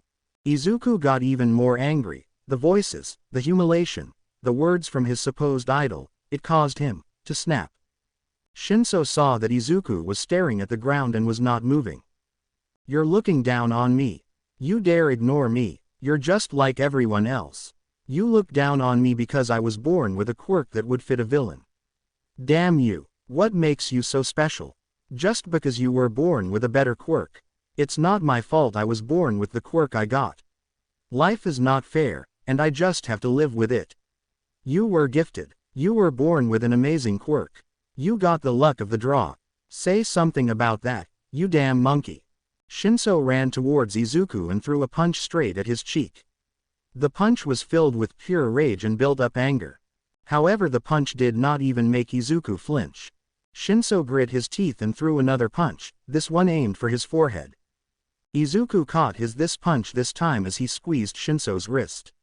He looked up and stared straight at him, and the way Izuku looked at Shinso he could only sweat in fear. Izuku then pulled Shinso's arm upwards as he lifted the boy over his head effortless with one arm and threw Shinso out of the ring as his body made a huge thud when he landed on the ground. Everybody watched with their jaws dropped as they witnessed Izuku just throw Shinso around like a rag doll, with one arm. And he showed no signs of strain or effort. Midnight raised her hand. Hitoshi Shinso is out of bounds. Izuku Midoriya advances to the quarter-finals. The crowd then began cheering as Izuku was able to come out on top, once again. In the one-on-one tournament, the first person to advance to the quarter-finals is none other than the powerhouse himself, Izuku Midoriya from Class 1A. Present Mike announced as the Jumbotron showed Izuku's name going up in the bracket, while Shinso's name was crossed out. Ochako sighed, I was so nervous. For a second there, it really looked like he was going to lose. Thank God, he didn't though. Turning the tables at the last moment. As expected from our class president, Tenya said as he too was relieved that his friend was able to advance to the quarterfinals. He did that shoulder toss on you before, too, didn't he, Bakugo? Kaminari asked. Shut up, Pikachu. Bakugo looked towards Todoroki who was observing Izuku intently. So you noticed it too, huh, Frozone? That power, that sensation, it was the same exact one from the USJ. What are you hiding, Deku? I can tell that you're still holding back, you damn nerd. Aizawa squinted his eyes as he too observed Izuku. Just now, he didn't activate his quirk to throw him out of bounds. That was pure physical strength on his part. But what he did earlier, that light, it's different from his quirk. Something is going on here. I'll get to the bottom of it at a later time. With Izuku he was there in a trance, not hearing anything but his own heartbeat. He felt something. Something was watching him up in the stands, and it felt familiar. Could it be them? Yahoo! Okay, that was a nice first match. We definitely were not expecting any of that. So we should praise them both for a bravely fought match. Clap your hands, Present Mike exclaimed as the crowd cheered once again. Izuku walked towards Shinso who was sitting on the floor, sulking. Someone who's been blessed like you can't understand, can you? Someone who can reach your goal. Shinso, why do you want to be a hero? Izuku asked him with a serious demeanor. Shinso's eyes widened at the unexpected question. He then turned his head to the side. You can't help the things you long for. Izuku then turned around while having a hollow tone. I feel the same way too, you know. Shinso raised an eyebrow in suspicion. You do.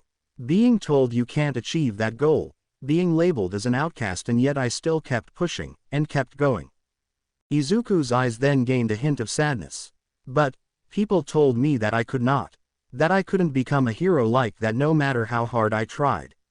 All men are not created equal. This is the reality I learned at the young age of 4. But that was my first and last setback. Until one day, he told me, quote, dreams can become a reality. You can become a hero. Shinso gasped. Nobody has ever told him that he could become a hero, not with his quirk. I understand that people may be more lucky than others. I know how unfair and cruel the world can be. But, that does not matter. You can't let that stop you. So what, if people say that your quirk is for a villain? I don't care, and you shouldn't either. Do you honestly think I would be standing here today, if I had listened to each and every person that told me I could not become a hero?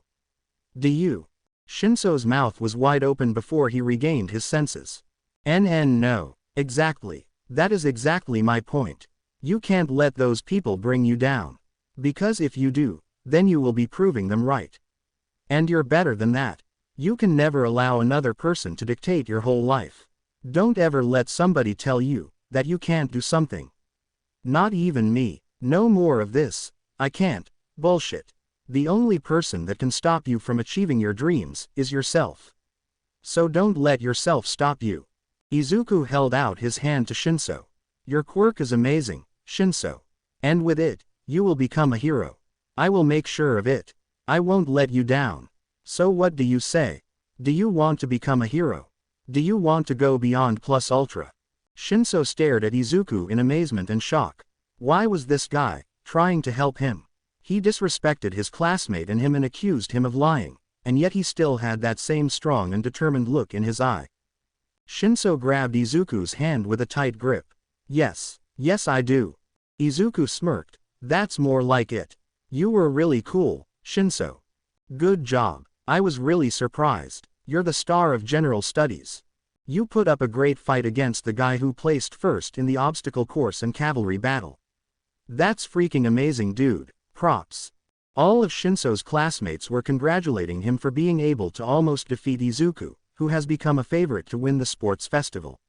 They were glad to see that he did not go down without a fight, and even though he lost, they were still proud of him. Some pro heroes watching in the crowd were also impressed by Shinso. That quirk would work quite well against villains. I wish I had it. Yue is not very smart if he is in general studies. Well, they've got a ton of people applying every year, so some things just can't be helped. It truly is a shame. He should most definitely be in the hero course. It was the difference in combat experience, huh? Yeah, it ends up making a big difference. What a waste. Izuku smiled as he heard all of the comments. You hear that, Shinso? It is not just me. Your classmates and even the pro heroes believe you can become a hero regardless of how your quirk may be perceived. You're amazing. Shinso could not believe it. He's right. I don't believe it. I have been blind this entire time. How come? I didn't see it before.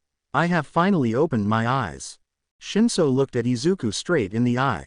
Depending on the results, they'll consider our transfer into the hero course. Remember that, even if it didn't work this time, I definitely won't give up. I'll get into the hero course, get certified, and I'll definitely become a better hero than any of you guys.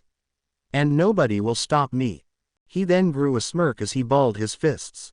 And when that happens, I will be waiting for my rematch, Midoriya. Izuku smirked as he held out his fist. Alright, let's make it official then. Will you be my rival? With no hesitation, Shinso bumped fists with Izuku. Yes, from here on out, we're rivals, and I will beat you. So you better be ready. Yeah, Izuku's eyes then turned blank as Shinso's quirk was activated.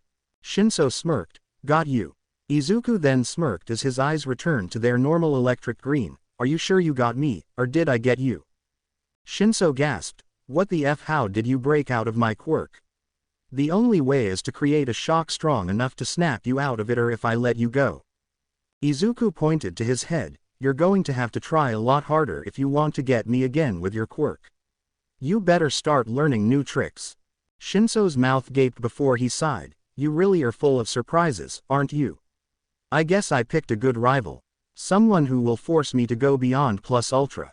Izuku shrugged his shoulders, hey, what can I say? I aim to impress.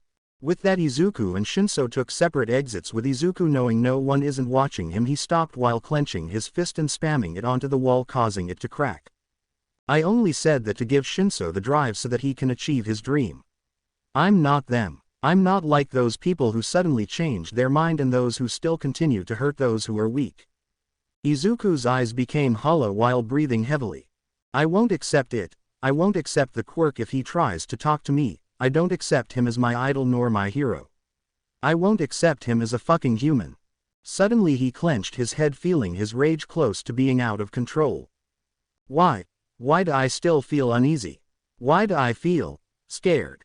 Right now we see Izuku sitting in the room that was responsible for those who will be injured in the sports festival, and he was being checked by Recovery Girl, checking his vitals. Alright Sonny, it seems everything is fine with you. I see 0 injuries. Recovery Girl. Thank you, Recovery Girl, Izuku said while getting up from the bed and heading towards where his classmates are located. Once he had made his way up to the bleachers, he heard a high-pitched voice call out. Oh, Deku-kun. He saw both Ochako and Momo along with Kyoka waving towards him as both Ochako and Momo pointed towards a seat between them. We saved a seat for you. Thanks, Izuku said as he sat down in between them. He then looked over his shoulder to see Ojiro giving a thumbs up. Good work, Midoriya. Izuku smirked as he returned the thumbs up. He then turned his attention towards the fighting stage. So it's Iida's turn, right? Yeah, he's facing Hatsume, Momo said as they were all now waiting for the match to begin. I will be facing the winner of this match in the quarterfinals. This is going to be interesting, Izuku mentally said as he was now in hero analysis mode. Then, the flames ignited in all 4 corners of the ring, signaling that it was time for the next match to start. Thanks for waiting. Next up are these guys. Present Mike announced as the crowd cheered, seeing the next 2 participants enter the ring. It's like he's the epitome of the middle of the pack. From the hero course, it's Tenya Iida. Middle of the pack, Iida shouted. Versus, fully equipped with support items. From the support course, it's Mei Hatsume. He's up against the support course, huh? Jiro said.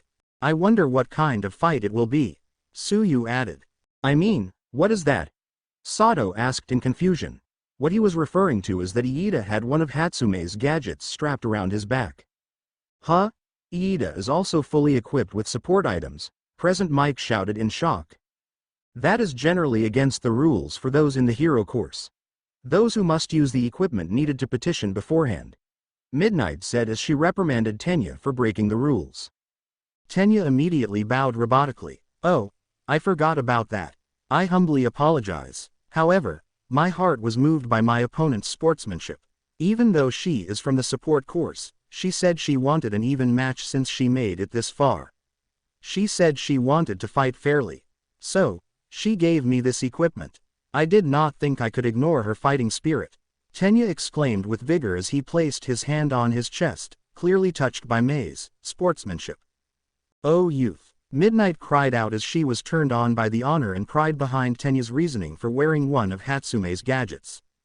Midnight then recomposed herself as she swung her hip. I will allow it. So it's fine. Present Mike asked. Well, if they both agree on it, then it's within regulations. I guess. Aizawa shrugged his shoulders as he guesses that it is in the rules. Is Hatsume someone who'd say that? Izuku muttered out loud as he had a pencil in one hand and one of his hero journals in the other. Where did that notebook come from? Ochako asked as she nor Momo saw Izuku with his hero journal when he came to sit with them. Could it be? Izuku thought as he frowned when he saw Hatsume, smirking. Well, since permission has been granted, let's start the second match. Present Mike announced the official start of the match. Iida started with running towards Hatsume on a straight path, his eyes focused on his opponent. Isn't that acceleration wonderful, Iida? Mei said as her voice reverberated throughout the stadium. A Mike? Iida asked as he was still running towards her. Why? Present Mike asked. She's wearing speakers. Aizawa was also confused. Don't your legs feel lighter than usual? That's only to be expected. Those leg parts are helping the wearer's movements along. Hatsume said as Iida was now closing in on her. And before Iida got too close, she jumped up as two longs sprouted from one of her gadgets. Can evade easily with my hydraulic attachments. She then looked up high into the crowd as she looked for a specific group of people. The support companies are sitting. Oh, they're biting. I've got 'em. Hatsume thought as she observed two men in suits talking and pointing towards her. Name: Mei Hatsume. Quirk: zoom. If she gets serious, she can see clearly up to 5 kilometers away. Tenya started chasing after her again, but she moved out of the way before he could get her. Since I've got sensors in every direction, I can deal with attacks from behind.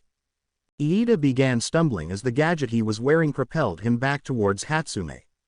What are you planning? Iida changed course adeptly. It is thanks to the auto balancer that I made. The leg parts detect the wearer's brainwaves to predict their movements, so there is no need to worry about time lag. Present Mike's sweat dropped. What is this? She's very good at hard selling. Aizawa commented also with a sweat drop. Hatsume kept on evading Iida. The auto balancer is equipped with a 32-axis gyro sensor. Iida began spinning around uncontrollably like a madman. It will be sure to keep the wearer from falling unless the wearer wants to. Iida finally got control of himself as he started running towards the pink-haired mechanic with an annoyed expression. Were you not going to fight fairly? Suddenly, Hatsume jumped over Iida as it looked like she was almost floating in the air. What do you think of this lightness? These electro shoes use electromagnetic induction on both feet to allow for instant evasive action. Iida sucked his teeth as he blasted off towards her. I will get her when she lands. Once she did land, she brought out a gun that shot out a red-colored net that tied Iida up. What is this? It is a capture gun to use against villains. The capture nets are in cartridges, and you can fire up to 5 before reloading. Who developed all of these items? It was me, Mei Hatsume. Everyone from the support companies. The choice is clear. Mei Hatsume, Mei Hatsume, Mei Hatsume. She yelled out as her true motivations were quite evident now. What is she, a politician? One of the men in suits asked as Hatsume's way of getting attention was very peculiar to say the least. And now, I will talk about the next support item. There's still more. 10 minutes later. Hatsume walked out of the ring as she was sweating in exhaustion. I've presented each and every last one of them. I have nothing left to say. Midnight shakily raised her hand in confusion. Hatsume is out of bounds. Iida advances to the quarterfinals. You tricked me. Iida yelled out in horror. Hatsume looked away as she started walking towards the tunnel. I'm sorry. I used you, she said shamelessly. I hate you. Izuku trying to hold in his laughter, but it ended in failure, but he did calm down a bit. Man, I should have known that was her plan from the start.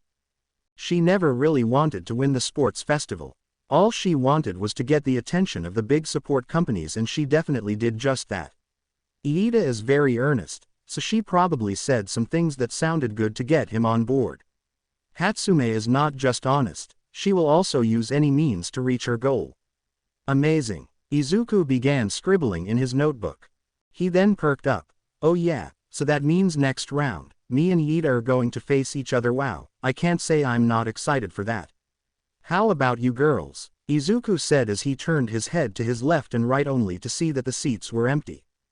Huh, oh, they must have left to prepare for their matches while I was focused on my notebook. If I remember correctly, they drew 6 and 8, so their matches are up next.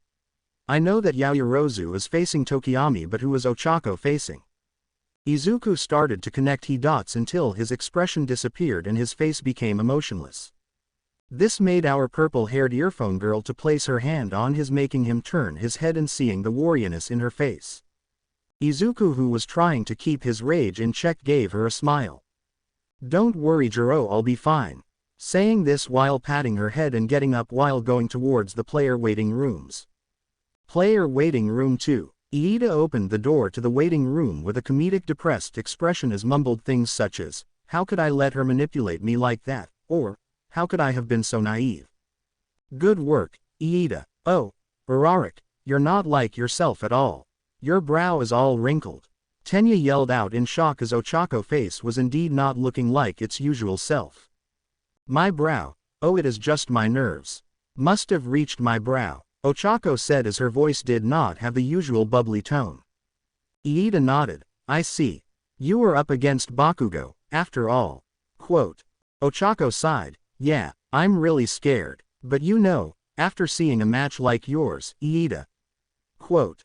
Like mine. Before she could reply, the door was opened as a green blur rushed into the room.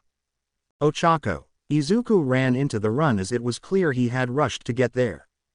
Deku-kun. Huh, why are you here? You don't want to watch the others' matches? Izuku shook his head. I know your match is next, and I know exactly who you will be fighting. I know Bakugo is not going to go easy on you, so I came here to try to give you some advice. But, well, I don't think even Bakugo would use a full-strength explosion on a girl. Iida chimed in. Izuku narrowed his eyes. He would. Iida gasped. Everyone's trying to become number one to make their dreams come true. Even if it's not Bakugo, no one would think about holding back. You've helped me so much, Ochako. That's why I thought maybe I could help you a little. A plan to use your quirk against him. Izuku held out his hero journal number 14. It's rough, but I came up with something. Oh, isn't that great, Uraraka? Ochako stared at the cover of the hero journal. Within its pages, lied all of the answers to how she could win. She has experienced Izuku's strategic and analytical planning firsthand, and she knew that his plans were nothing short of a genius. If she accepted his offer, then there was no question that she was more likely to win than if she rejects. All she had to do was open the notebook and let the knowledge overflow her. Thanks, Deku-kun, but it's fine. Izuku raised his eyebrows. Huh, what do you mean? You're amazing, Deku-kun, spectacular even. I keep seeing more and more amazing sides to you. During the cavalry battle, I thought it'd be easier to team up with friends, but now that I think about it, I might have been trying to rely on you. That's why, when Iida said he'd challenge you, it actually made me feel a little embarrassed. Ochako. Quote. Ochako began walking towards to the door. That's why it's fine. Everyone's facing the future and trying their absolute hardest. That means we're all rivals, right? That's why. Quote. Ochako faced Izuku as she gave him a thumbs up with a nervous and shaky smile. Let's meet in the semifinals. When Ochako said that, Izuku walked towards her and Hen gave her a hug, causing her to blush. Even if you refuse my help, I'll still support you either way. He then let go of the guy, which she pouted, missing his warmth, but then giving her smile caused her to feel a bit of confidence. Just show that bastard you're not one to mess with. Ochako chuckled. AMD nodded her head, leaving the two boys at the waiting room. Iida saw that Izuku's hand were shaking, causing him to worry about his friend. Midoriya, are you okay? Honestly Iida, no, I'm not alright. When Iida saw the look on his friend's face, he had to take a step back because Izuku formed his metal gauntlets that were coming to life with heat, with his hair risen up and his eyes having only the white part while clenching his teeth. If Ochako gets hurt, I won't let that bastard to even walk. Okay, so after that whole marketing scheme fiasco, let's try to get back on track, shall we? We'll start the next match. Present mic announced as the Jumbotron displayed both Katsuki and Ochako, thus making the crowd cheer as they anticipated the third match of the first round of the tournament. This next one might be the most disturbing matchup, Suyu said. I almost don't want to watch. Jiro shuddered as she voiced the majority of Class 1A's thoughts. Ochako and Katsuki both began walking towards the ring. Katsuki looked dead on at Ochako as his expression remained neutral. Ochako, however, did not falter against his intense gaze. She was determined to win. Izuku looked on as he tightened his fists. The third match of the first round. These are our participants. Present Mike shouted. He was kind of famous in middle school. That isn't the face of a regular person. From the hero course, it's Katsuki Bakugo. Hey, what did you say about my face?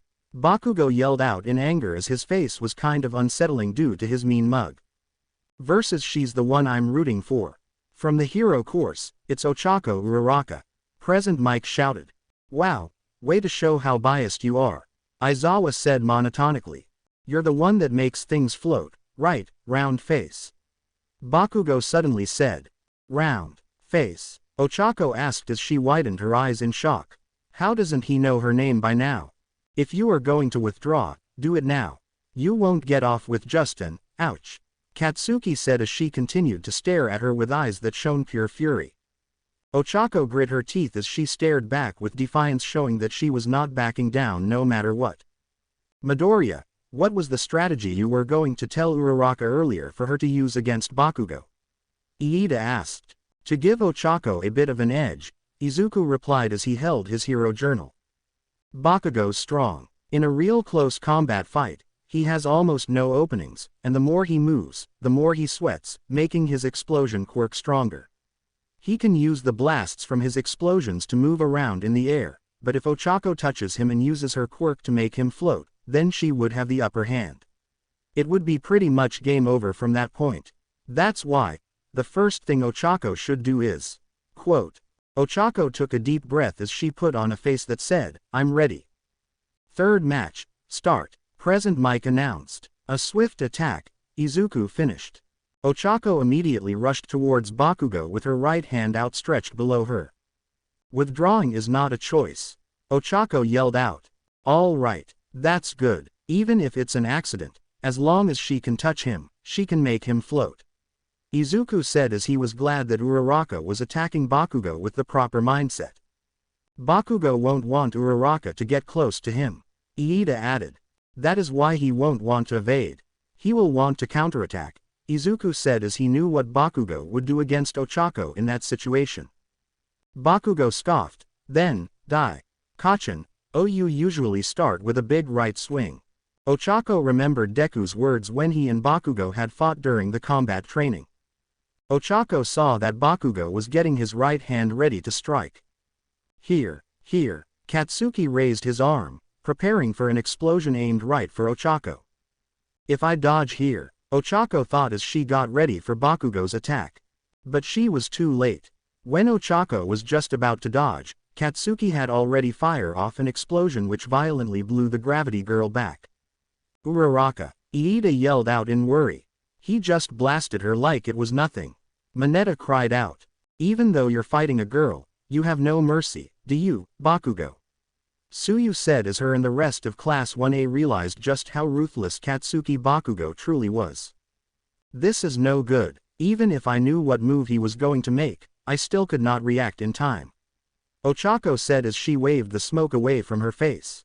Katsuki got into his stance, I'll make short work of you. Katsuki waited for Ochako to attack him. He couldn't see her due to the smoke, so he was on his toes. He then heard movement behind him. Don't underestimate me. Bakugo turned around and launched a violent explosion. However, he was shocked to see that his hand had only ignited a UA gym shirt. Ochako appeared behind Katsuki with her hand stretched out.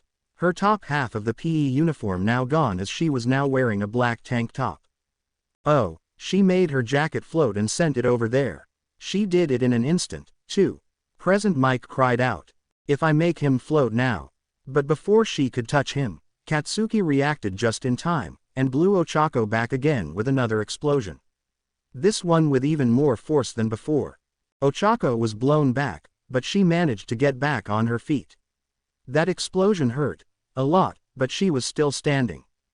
He moved after he saw her. Shiro said as he couldn't believe that Bakugo was able to counterattack. With that reaction time, it doesn't matter if there's a smokescreen. With Uraraka not being able to activate her quirk unless she touches him, she's at a disadvantage with Bakugo's reflexes. Kaminari commented as he figured that the matchup was not entirely favorable for Ochako. Ochako began running towards Katsuki again, attempting to catch him off guard. Too slow. Bakugo fired off another explosion right at her face, which made the entire crowd cringe as they could feel the heat of that explosion all the way from where they were sitting. Ochako then reappeared from the smoke. Take this, Ochako yelled out as she aimed to touch him again with her zero gravity. However, Bakugo just hit her with another explosion which blew her back again. Ochako, Tsuyu muttered as she was worried for her well-being. I can't watch, Jiro said as she covered her face with her hands. Bakugo, don't tell me, your tastes runs in that direction. Mineta said with a pervy tone, but Tsuyu slapped him with her tongue to prevent him from saying anything more. Bakugo kept on firing explosion after explosion, relentlessly with each one hitting Ochako dead on. It was getting very uncomfortable for the rest to watch. Not yet. Ochako kept on getting back up after each blow, but Bakugo just blew her back down to the floor every time. It was getting to the point where the entire ring was breaking apart due to the force of Katsuki's explosions. Uraraka keeps attacking without rest, but this is. Present Mike stopped mid-sentence as he didn't know what to say. What could he say? He was witnessing a massacre. Ochako attempted another attack, but Bakugo lit her up once again. Her substitution earlier didn't work, so she's getting desperate. A pro hero commented from the crowd. Monoma looked towards him and sighed in annoyance. What an idiot. Hey, shouldn't you stop this? Isn't he going a little too far? A random member of the crowd yelled at Cementos. Ochako ran straight ahead towards Katsuki, but the ash blonde just hit her with another explosion. I can't watch. Quote, hey, how can you say you want to be a hero like that? If there's such a huge difference in your abilities, then hurry up and send her out of bounds. Stop bullying and playing with the poor girl. Yeah. The crowd then began booing at Bakugo for bullying Ochako. There's booing from part of the crowd. But honestly, I also feel the saw. Aizawa elbowed Present Mike in the face before he could finish that sentence. An elbow? What are ya doing? Was that a pro saying he's playing around? How many years have you been a pro? Aizawa asked. If you're saying that with a straight face, there's no point in you watching anymore, so go home. Go home and look into changing careers. Aizawa yelled. Everybody was now confused by what he was saying. What do you mean eraser head? Present Mike asked. Bakugo is being careful because he's acknowledged the strength of his opponent who has made it this far. It's because he's doing everything he can to win that he can't go easy on her or let his guard down. The smoke cleared to show Ochako still standing on her feet, panting, but still on her feet. Not yet, she's still not dead. Bakugo thought as he acknowledged the fact that Ochako is a lot tougher than she looks. He commends her for lasting this long, but it started to piss him off the way she was still not giving up. It reminded him of that bastard. Izuku still observing the fight with him by the railing and clenching it tight, causing it to bend. Please, don't hurt her, Bakugo. It's about time, I think. Thanks, Bakugo. Quote. Ochako brought her hands together. For not letting your guard down.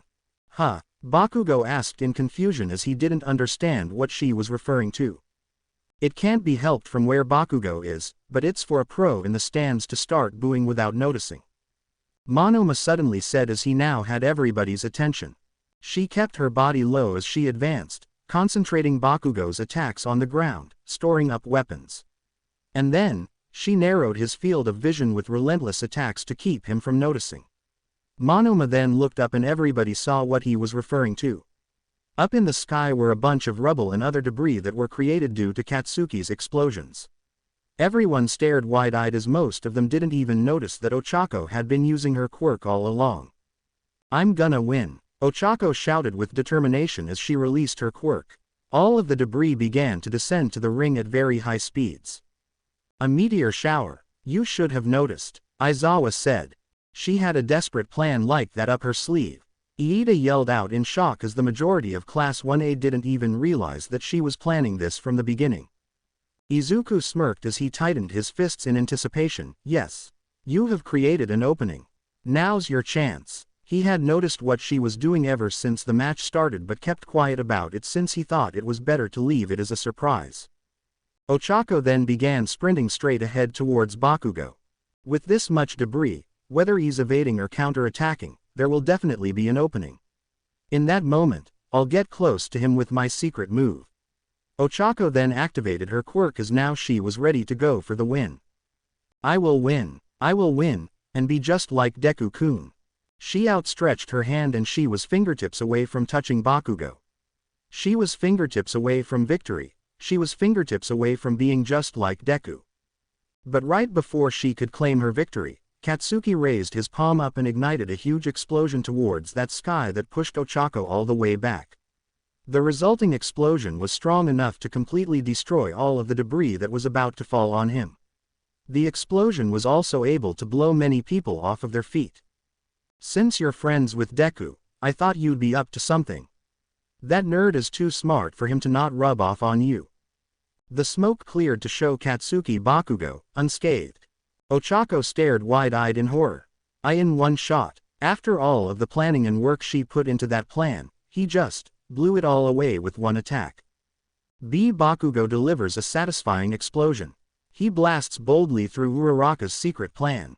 Present Mike stuttered as he and the rest of the stadium could barely form words at the display of such raw power. Bakugo took a deep breath. That was close. Ochako shook as her mind could barely process everything that just happened. I did as much as I could. But he was not fazed at all. Single quote. Izuku's breath hitched as he could feel Ochako's distress. "Ochako-chan. Don't give up. You can still win this one." Izuku's head perked up as he saw Ochako getting back on her feet. "If it were Deku-kun." Quote. Ochako turned around as she stumbled on her legs. He would never give up. Ochako's body was screaming in pain. She could feel her legs about to give out. Her skin was burned in various places due to Bakugo's explosions. Her body was screaming at her to stop. Stop everything. To just give up. But she refused. As she was about to fall, something entered her mind, an image of a beautiful woman who simply stared at her with her hand outstretched. My seeing you here brings me joy, and it seems he's here as well, but if you want to win, you better appreciate me giving this power." In that moment Ochako felt a strange sensation that was flowing her entire body, the heat, the energy, and the memories that weren't her own. And then a huge burst of wind started to spread throughout the stadium as everybody was forced to shield their eyes due to the wind being fast. A few seconds passed and everybody gasped at what they were seeing. Ochako had a milky white-like aura that surrounded her with rocks and debris circulated around her while her hair was floating a little bit while her body was floating in the air as everything around her defied the laws of gravity. What is this? Uraraka is now all pink. I didn't know she could do that. Present Mike shouted. How in the world?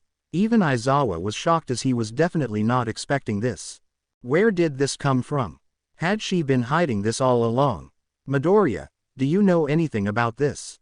Tenya asked as he robotically waved his arms around like crazy. Izuku remained speechless as he was at a loss for words. That isn't Ochako's quirk. This is... Wait, don't tell me. Izuku's eyes widened when he felt a familiarity of a presence and it was too this time making him try to calm down. Single quote ... Ochako. This power. It's like I suddenly gain a boost, how? She felt completely energized and felt like she could win this fight. What the fuck? Why the hell are you pink now? Have you been holding back this entire time? Doesn't matter, I'm still gonna win. Bakugo shouted as he began running straight towards Ochako with his hands ready to explode. Ochako saw this and immediately responded by swiping her hand and sending many rocks and other debris straight at Bakugo. This forced Bakugo stop and take care of the debris by igniting them with explosions. Bakugo set his sights on Ochako once again, only to see she had disappeared. What the where did she go this time? Bakugo looked around frantically in all directions except for one. And he got dose of kick that sent him down to the ground and hitting hard that it caused the ground to crack, but when got up he sent explosion after explosion towards the girl who avoided them gracefully while still floating in the air. This caused Bakugo to scream in fury and blasted himself towards her, but all Ochako did was smirk, and the next thing that happened was Bakugo suddenly getting pushed in the gut so fast that it blasted him towards the outside of the stage, but have a quick reaction time he blasted forward and landed roughly on the stage while wiping away the blood from his mouth while glaring at Ochako, who landed on the stage.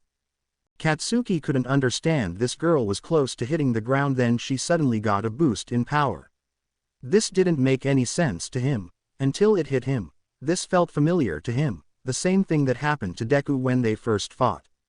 Seeing Bakugo distracted, Ochako decided to go onto the offensive. She went down towards Bakugo and was about to deliver a sneak attack. Like I told you before, don't underestimate me. Bakugo yelled out as he had noticed Ochako sneaking up on him. With his right hand, he aimed a large explosion towards her with the intent on frying her, just like he had done at the start of their match. Okay. I see the explosion coming from a mile away, now dodge. And Ochako did just that, which left Katsuki stunned. Shish, she predicted my exact move. Bakugo shouted in his mind as the rest of the crowd watching also were not expecting for Ochako to be able to react in time to Bakugo's explosion. Ochako then gripped her right hand as she felt power flowing through her arm and closed itself around it, giving it power and life.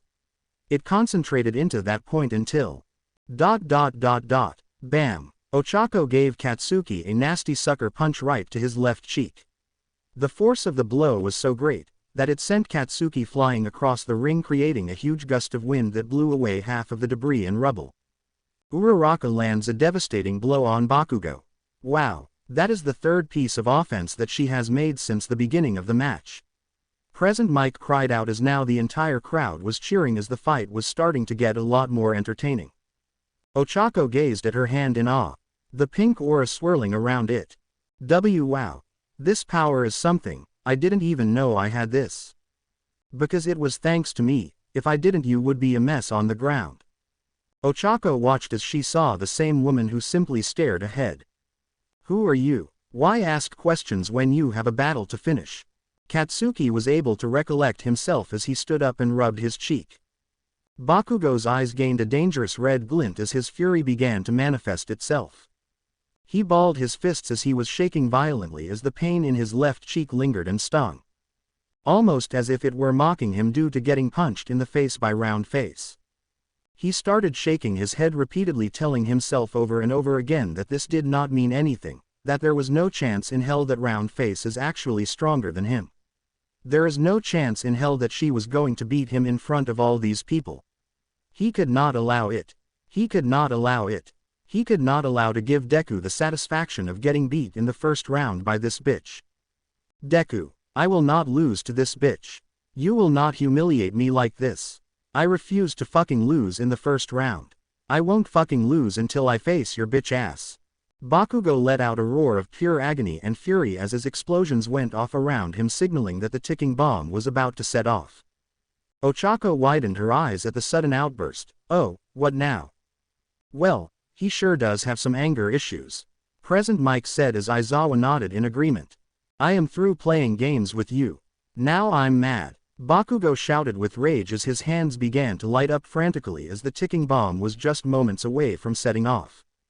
Oh no, it looks like he isn't playing around anymore. Come on Ochako, think. I have to do something, but I have no idea what. Ochako was having an inner turmoil as Bakugo was preparing an all-out blast that would finally end this match. I hope you still have some strength left because now I'm not holding back. Time was up. The ticking time bomb was now ready to explode. Bakugo brought his hands forward as the explosions were ready to detonate. "Sigh, what a troublesome mortal. If you're my reincarnation, then you better give it your all, just like that boy." This made Ochako gasp as she now had an idea. Her aura expanded as she took a deep breath and got into a running-like stance with her eyes containing a hint of anger in them. Izuku watched as her aura started to expand even more, and his eyes widened. Rocks and rubble surrounding Ochako began to levitate in the air as her power was increasing. It was almost beginning to be a little too much for her as she was not used to this type of overflooding of energy. But she kept on going with her brown eyes now turned to amber, with her brown hair have streaks of white with a confident smirk on her face. "Now you die." Bakugo fired a double explosion using both of his hands that had even more potency than the one he used to destroy all of the fall debris earlier in the match. This explosion was fueled by rage and determination to not lose to one of Deku's bitch. Ochako with rage in her very soul that her arms were letting out a cold vapor of ice. Ochako arched her back as it was now or never. "Ha!" Quote. Ochako with a burst of speed blasted towards the blast that created by Bakugo. "Everybody take cover," Present Mike shouted as nobody wanted any piece of that blast. Ochako collided with the blast as the recoil was strong enough to push Bakugo back by a couple of meters. However, he stayed strong as he placed his feet flat on the ground, not willing to give the other any extra leverage. After a couple of seconds, the two attacks colliding created a huge explosion that blew many people off of their feet. There was a bright flash as smoke covered the entire arena. Present Mike got back on his seat after a few coughing fits. "Oh my god, your students are amazing, Eraser Head. There's gotta be some secret training method that you're teaching them. I'm just as surprised as you are," Aizawa replied as some of his bandages were undone due to him falling on the floor. When the smoke cleared, the audience could see both Bakugo and Ochako standing. Bakugo was panting hard as it was clear that he used up all of energy into that last explosion. Ochako's aura was now completely gone. She attempted to take one step, but she instead ended up completely collapsing onto the ground. Bakugo widened his eyes as he almost collapsed as well due to the exhaustion he was feeling. "Uraraka's down," Present Mike announced as now people were beginning to worry about her condition. "She passed her limit a long time ago." Izuku said in his head the energy Ochako used was good, but because this was the first time she's ever used it, it put a toll on her body. Ochako was also running on pure adrenaline. "My body won't do what I want." Ochako tried to crawl as her entire body felt dead. I also can still. When I get big, I'll help you and mommy." "I appreciate the thought, Ochako. But as your dad, I'd be even happier if you could achieve your own dream. When that happens, you can take us to Hawaii. I will become a hero." Ochako's vision began to get blurry as she saw darkness. "Daddy." Quote. Ochako saw the same beautiful woman who just smiled at it while resting her hand on the girl's head. "You've done well. Now it's time to rest. Who are you?" "You know the answer, but for now, sleep." Midnight went to go check on Ochako. She found her unconscious. Uraraka is out of commission. Katsuki Bakugo advances to the quarter-finals. The crowd began cheering when Midnight announced the result of the match. On the Jumbotron, Bakugo's face was displayed with the word, "winner," next to it. Part of the ring was destroyed in the aftermath of Ochako and Katsuki's battle. Cementos had to immediately begin repairing the ring with his quirk for the next match. Robotic paramedics came and began carrying Ochako away in a stretcher. "Take her to Recovery Girl," Midnight commanded. "I know." The robots then took Ochako to Recovery Girl's temporary office so that she could get patched up for her injuries. Bakugo stared wide-eyed to where Ochako was stretchered out. The pain in his left cheek still stung and lingered from where Ochako sucker punched him across the ring. She was actually doing damage to him during the fight. She made him actually try. And even after all of that, he didn't even land the final blow on her to win. She collapsed before he could beat her the way he wanted to win. If she had not run out of energy, would I still have won? This is bullshit. Why did she have to pass out? Our fight was not over yet. Damn it all. Bakugo wanted a match with a proper finish. But it seems like it was not meant to be. Even if he got the win in the end, His pride still could barely fathom the possibility of the match having a different outcome if Ochako never passed out. The third match of the first round. Oh, Uraraka. Oh yeah. Bakugo advances to the quarterfinals. Present Mike announced as with his tone of voice, it was clear that he was upset that Ochako didn't pull off the miracle win that he and a lot of other people were hoping for. If you are going to do it properly. Commentators are supposed to be unbiased. Aizawa commented with a monotone voice. Now let's pull ourselves together. You're really letting your personal feelings take over. Quote. We still have 5 more matches left in the first round. The next match should begin momentarily. Cementos needs a little more time to fix up the ring, but after he's done the fights will continue. The crowd cheered in excitement. After seeing a match like that, they couldn't wait to see what else was in store. Wow, Uraraka sure was something else Midoriya. Iida said as he and the rest of the first years were still trying to recover after seeing the battle between Ochako and Katsuki. However, he got no response from the green-haired boy. Iida turned his head to see that Izuku was no longer present in the bleachers. Where did he go? Player waiting rooms. Izuku took small steps in the halls. He was looking downward as his eyes were shadowed. Let's meet in the semifinals. Izuku knew that Ochako was giving her absolute best in that match. He could feel it all the way up in the bleachers. She was determined to win. She even did something that put him on edge out of nowhere. She did her best, but it just was not enough. And unfortunately, they won't be meeting in the semifinals as she had hoped. Bakugo was walking up the stairs until he saw Izuku at the top of his flight. Deku, he snarled at the freckled boy like how he always does when addressing him. Izuku just took one look at him and started to walk, but Bakugo stopped him with a pissed off look. You fucking reject. Did you just ignore me? He screamed at Izuku, who only felt his heartbeat through his ears. What do you want, Bakugo? Izuku asked with his rage building up. That was your idea, was it not? That damned desperate plan. You just have to be annoying, don't you? What the hell?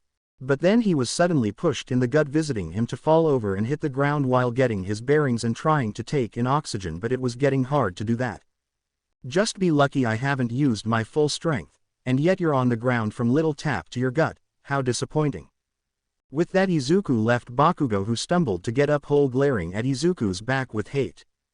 Deku, I'll kill you. Izuku sighed and shook his head after he left the downed Bakugo on the ground. Right now he was more worried about Ochako, or rather. He was narrowing his eyes at what saw. He walked to player waiting room 2 and opened the door.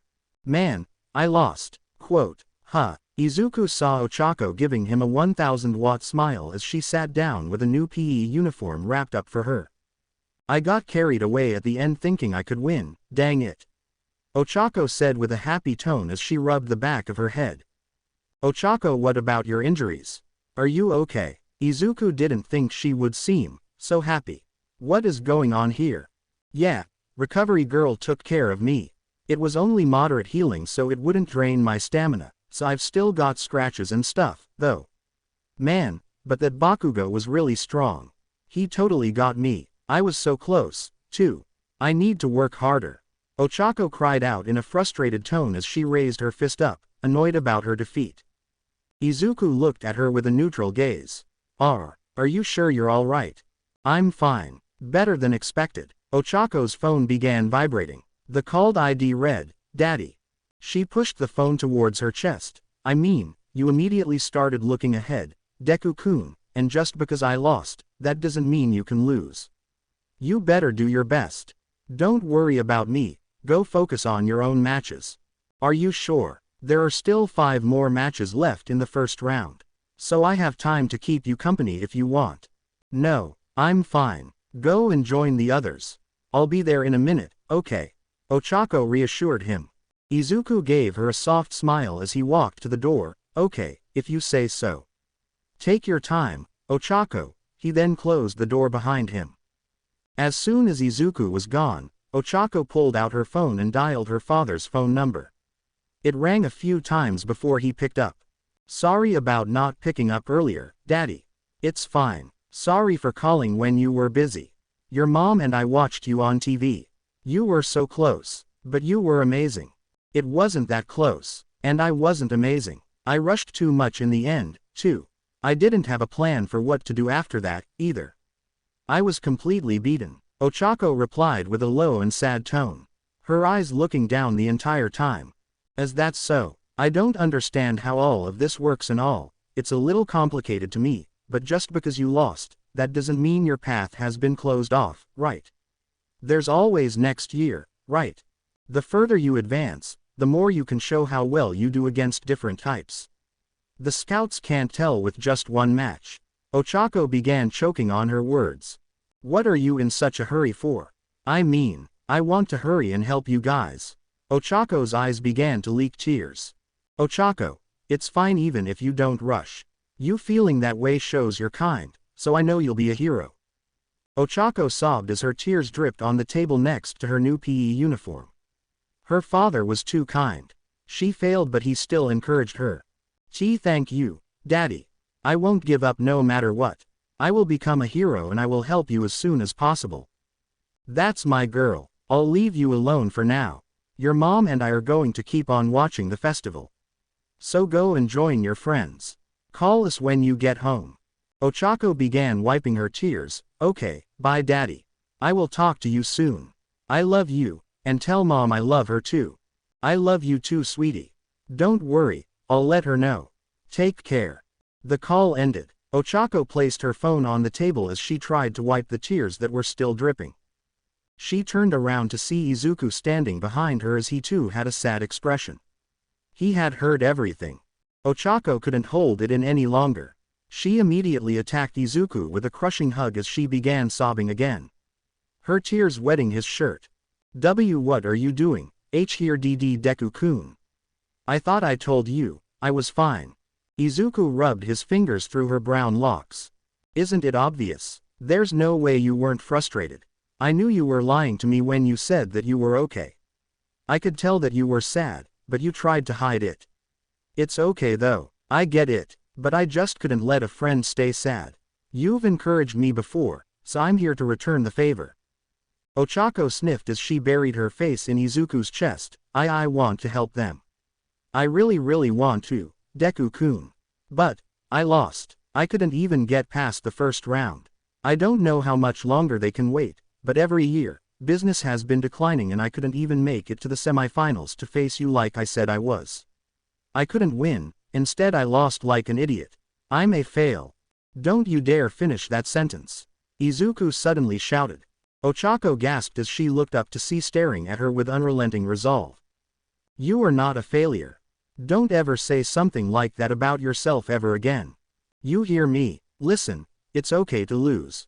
Nobody is upset at you for that. Everybody was amazed at what you were able to do in your match. You put on a show. You even had Bakugo on the ropes. That in of itself is a win in my book. Do you honestly think that with all the skills you showed in that last match, that no pro scouted you? Of course, they did. You were amazing and you did come close. So be proud for what you have accomplished in one match. I'm positive that there will be plenty of pros lining up to take you in after the sports festival is over. So you have nothing to worry about. Your parents are proud of you and so am I. Izuku exclaimed as his voice was projected throughout the entire room. Ochako sniffed and rubbed her eyes and looked at Izuku with her teary eyes. When you say all of that to me, do you really believe it? Izuku nodded. I do. With every fiber of my being. Ochako as she hugged him even tighter than before. Thank you. That really means a lot to me, Deku-kun. Izuku hugged back. No problem. Anytime. What are heroes for? As Izuku hugged her back, she felt the strong and warm embrace of his arms. She then notices the huge difference in size and structure. It was clear that Deku had the body of a diligent trainer which is suited for his extremely powerful quirk. She just never noticed it until now due to their intimate position and the fact that she had never seen him without a shirt. Oh my, you really are down bad for this boy, aren't you? When Ochako heard that, suddenly an image of a shirtless Izuku quickly came to mind as her face flushed red due to the perverted thought. She was getting embarrassed as they were still hugging, but she did not want to ruin the good moment. She also enjoyed being held by Izuku's strong arms as it made her feel safe and secure. He always managed to inspire hope in her. It also didn't hurt that he looked like a total stew. Bad Ochako. He's just a friend. Nothing more. Nothing less, right? Denial is really a bitch, ain't it? Ochako could only blush even more until Izuku let go of the hug, with Ochako giving Izuku a look of longing until she saw the serious look on his face. Ochako, I need to know something. Did you by chance heard a voice? Ochako widened her eyes when Izuku said that, with his eyes changing from its green emerald eyes to a ruby red. Why do you ask? Because I want to know if that voice still hates me. This got Ochako confused until she felt taking a step back with her head down and hair covering her eyes. Izuku stared until he dodged what looked like an ice projectile that came his way and dented the wall from behind him. But that wasn't all. He had to avoid a punch and then a kick from Ochako, whose eyes changed from her warm brown to an amber that held hate. I see, so you're here as well, Olga. Ochako, who simply glared at Izuku, couldn't help but chuckle while getting close and aiming an ice-like spike close to Izuku's throat. It seems you're a bit disappointed to see me being here. No. Just grateful. This got her confused until she was moved and pinned to the wall while having her arms restricted by Izuku. Well, now this is a new side of you I haven't seen, Asura. I would have thought you'd be pissed at me for what I did. That was a long time ago, Olga. And you know this encounter means something, don't you? With Izuku letting her go, she simply sighed while folding her arms under her breast while giving Izuku a look filled with a bit of anger and lust. Can't say I'm surprised. It's likely we'll be seeing more of the others soon. Hearing that made Izuku activate the golden gauntlets on his arms with the heat flowing in the room, but it stopped when a cold presence was covering the room as well. Now, don't start a sauna all of a sudden. They might be different this time. There's only two who will likely not change, and one of them you used to love. This made Ochako turn her head a bit while humming. So, what now? She said this while walking towards Izuku, getting close and touching his chest while Izuku held her other hand. We keep this to ourselves, until we can be sure if the others are on our side. Our side? Oh dear, you must think I would be helping you. Then why didn't you kill me when you had the chance, Olga? She didn't say anything but stared into his eyes and got in close to his face where her lips were close to his until she stopped and took a step back with a smile on her face. Because it's not fun. Anyways, you should go, since I know my reincarnate is blushing a lot from how intimate we are, and I know she has questions, so go. With that, Izuku left with his gauntlets gone and eyes back to its emerald green. He walked a few steps it took until he was suddenly stopped by someone who was close to being All Might's height. Oh, there you are. I've been looking for you ever since your match ended. Endeavor turned the corner as he was now facing directly at the green-haired young man. Izuku felt nothing but hate towards this man. The fact that he's still a hero surprises him to an extent. What the hell do you want? That's all, Izuku said, with Endeavor giving the young man a smirk that unsettled Izuku. Izuku glared at the No-2 hero with hate, his anger boiling even more. What the hell do you want? Izuku said towards Endeavor, who simply smirked at the boy. I watched your fight. You have a wonderful quirk. You created so much pressure from yelling. If we're talking about power alone, yours is comparable to All Might's. Endeavor pointed at Izuku, who glared at the hero with hate. Izuku did his best to maintain eye contact and control his anger, but the flames present on Endeavor's face were making it quite difficult to do. My Shoto, he has a duty. He will surpass All Might. His fight against you will be an excellent proving ground for him. Do your best not to disgrace him. Endeavor turns away when Izuku finally opens his mouth to speak. There is nothing I could do out there that would disgrace him as much as you have. Endeavor, the number 2 hero, the flame hero, freezes in his tracks. What did you just? It's obvious how much he hates you, Izuku continues. His refusal to use his fire is pretty telling. Shoto is going through a rebellious phase, Endeavor responds coolly, turning again to face Izuku in full. He's much taller than Izuku. The flame hero looms above him, flickering ominously in the light of his own fire. He'd rather die than be associated with you, Izuku says. I'd watch your tongue, boy. I don't understand what you intend to prove, says Izuku. Even if he goes on to be the next number 1, do you really think people will say he surpassed All Might? The man's at least a decade past his prime. No one will ever surpass All Might.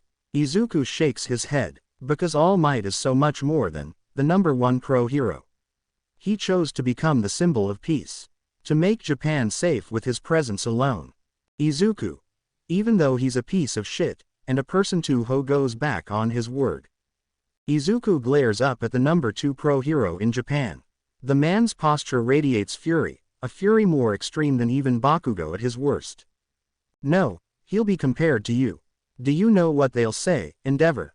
That your son is a better hero than you ever were. Your legacy won't be the man who surpassed All Might. Even if Todoroki pulled that off, that would be his legacy, never yours. No, your legacy will be the hero who never made it all the way to the top and then lost to his own son. Izuku's scowl turns up into a cruel smile, one that was so similar to those who are above mere mortals, the eternal number 3. Endeavor snarls, his flames burning hotter, higher, leaving scorch marks in the ceiling where the flames lick the tile. He tilts his head back to literally sneer down his nose at Izuku. You insolent little brat, he spits. I don't think you're allowed back here, says Izuku with the same casualness you would use to discuss the weather. After all, this is for students and staff only. You wouldn't want to get charged with trespassing now, would you? Or, more accurately, Izuku tilts his head, hoping his condescending pose hides how flat his ears are against the back of his head, of fixing your son's matches. That would sure get Todoroki some notoriety, huh? The number 2 son can't even win without Daddy Dearest threatening the other kids. You, so much hatred, venom, years worth of pent-up frustrations boiling over, all bleeds together into that one word from Endeavor. Careful, Endeavor, it would be hard to explain why I have burns on me, Izuku says. After all, Todoroki doesn't use his fire. Endeavor makes a horrid choking sound. Overhead, Present Mike's voice comes through the building intercom. I guess that's my cue to leave. Oh yeah, just one more thing. I hope you know that your career might turn to smoke sooner than you think, so it's better you try not to make a mistake. Eternal number 3. With that, Izuku left, leaving a pissed off No 2 hero with his fist tightened along with bus flames burning even more furiously. As Izuku steps out onto the field for the 3rd time, the sunlight seems more blinding than ever.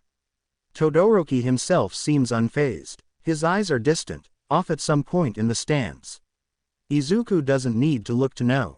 It's Endeavor that Todoroki is glaring at. Izuku was right, he isn't even looking at his opponents. You came, Todoroki says, as though his opponent's running in fear of him is the expected outcome. Izuku tightens his hands into fists, feeling his heart pounding along with his marks glowing a dim orange. Izuku's mind whirls and taking deep breaths. He knows full well that Todoroki will open with a massive ice attack. Try to end the fight in one shot. That's what he's done against his opponent, but maybe Todoroki is probably running up against his own limits. Izuku knows he's strong enough to take Todoroki down. Even if he was enclosed in an ice prison, he would still GRT out with his strength alone. He takes a breath. A plan, half-baked and desperate, comes to mind. And for once, he didn't even care if his body breaks. These 2 competitors have rocked the sports festival. Present Mike says, 2 of the strongest members of Class 1A, facing each other with this battle to see who will make it. But only one can stand at the top. Midnight raises her arm. Todoroki versus Midoriya. There's a pause of a few eternal seconds. Then she waves the arm down. Start.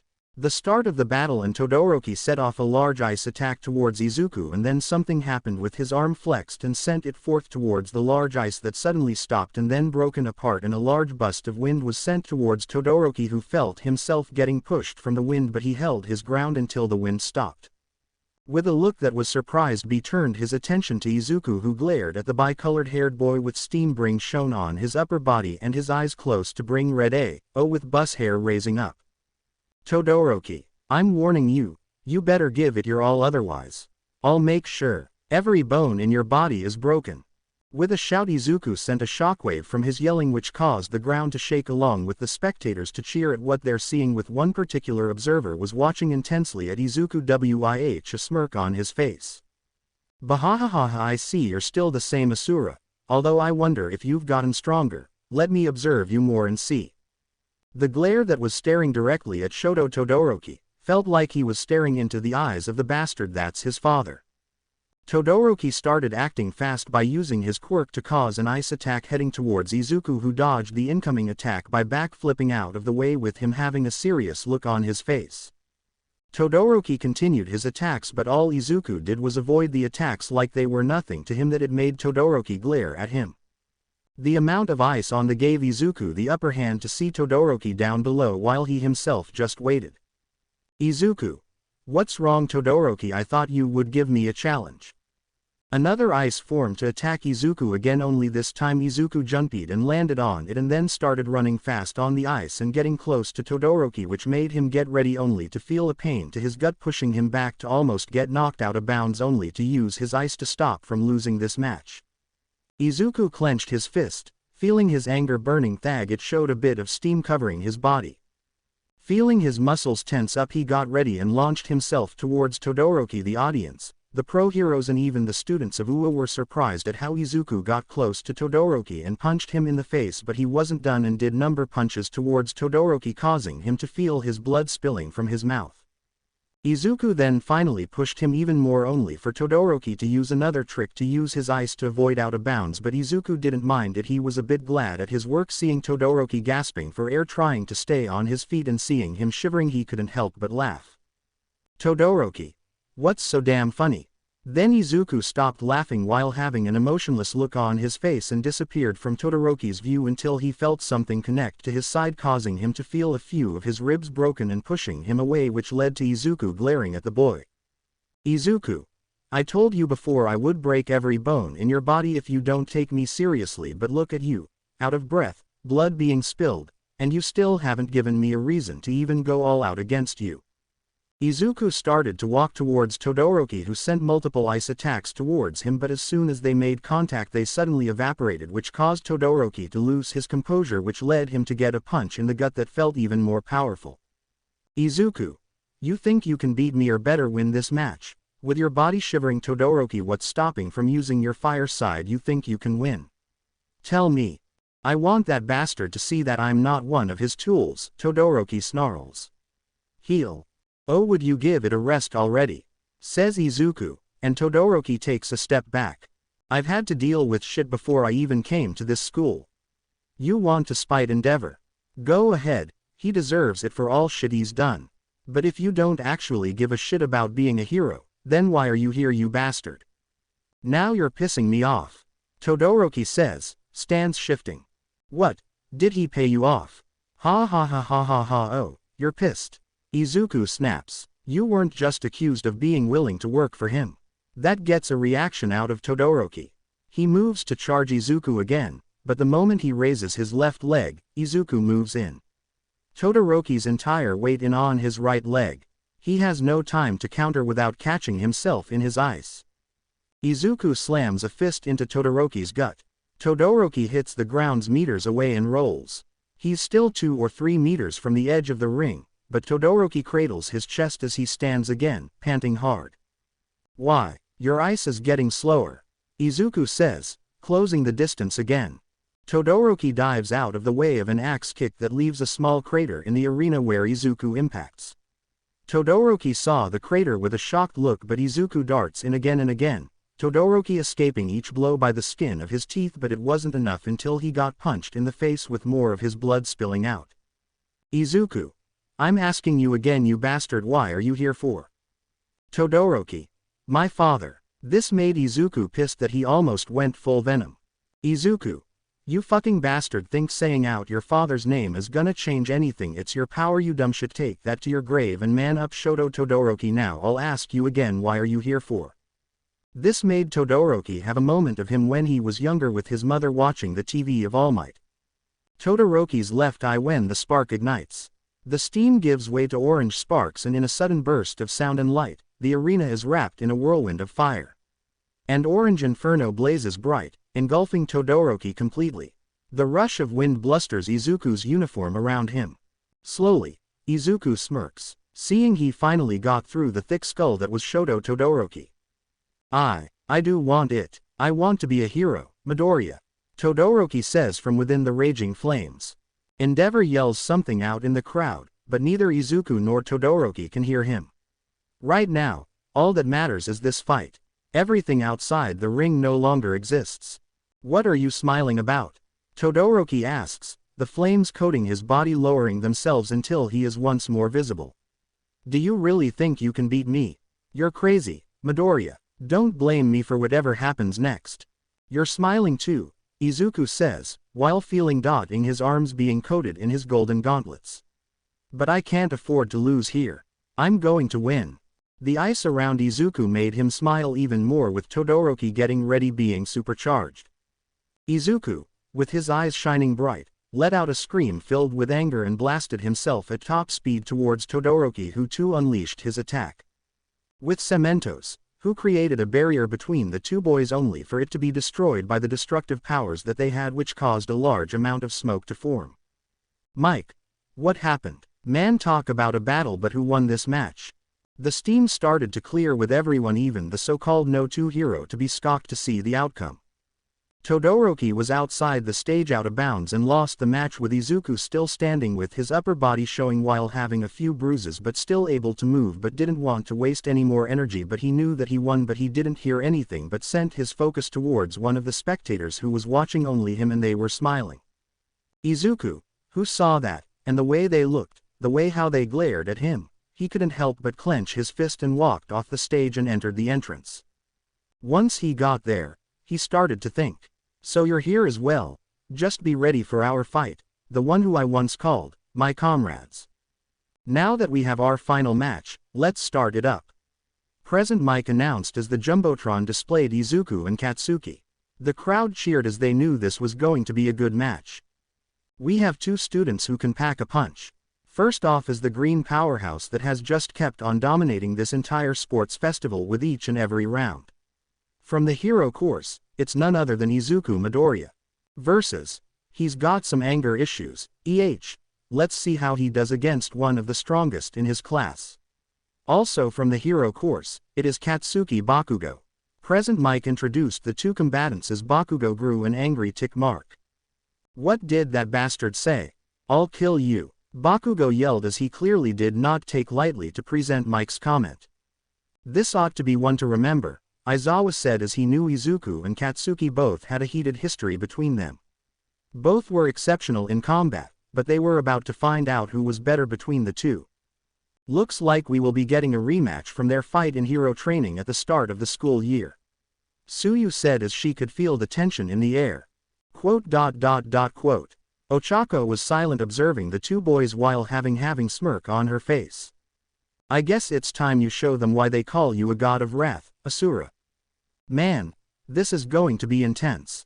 Kaminari said as if their first fight in the hero training was anything to go by. This match was definitely going to personal.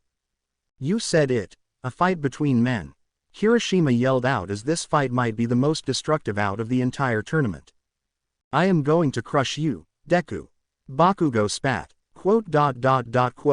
Izuku only stared at Bakugo, feeling the heat covering him that was connected to his anger, and he was ready to unleash it on this sorry excuse of a human. Ready. Present Mike was about to begin the match but was cut off. Wait, Bakugo shouted, stopping present Mike before he could officially start the match. I have a proposition to make for Deku. And what exactly is this proposition? Izuku looked at Bakugo with a look of boredom with a hint of annoyance.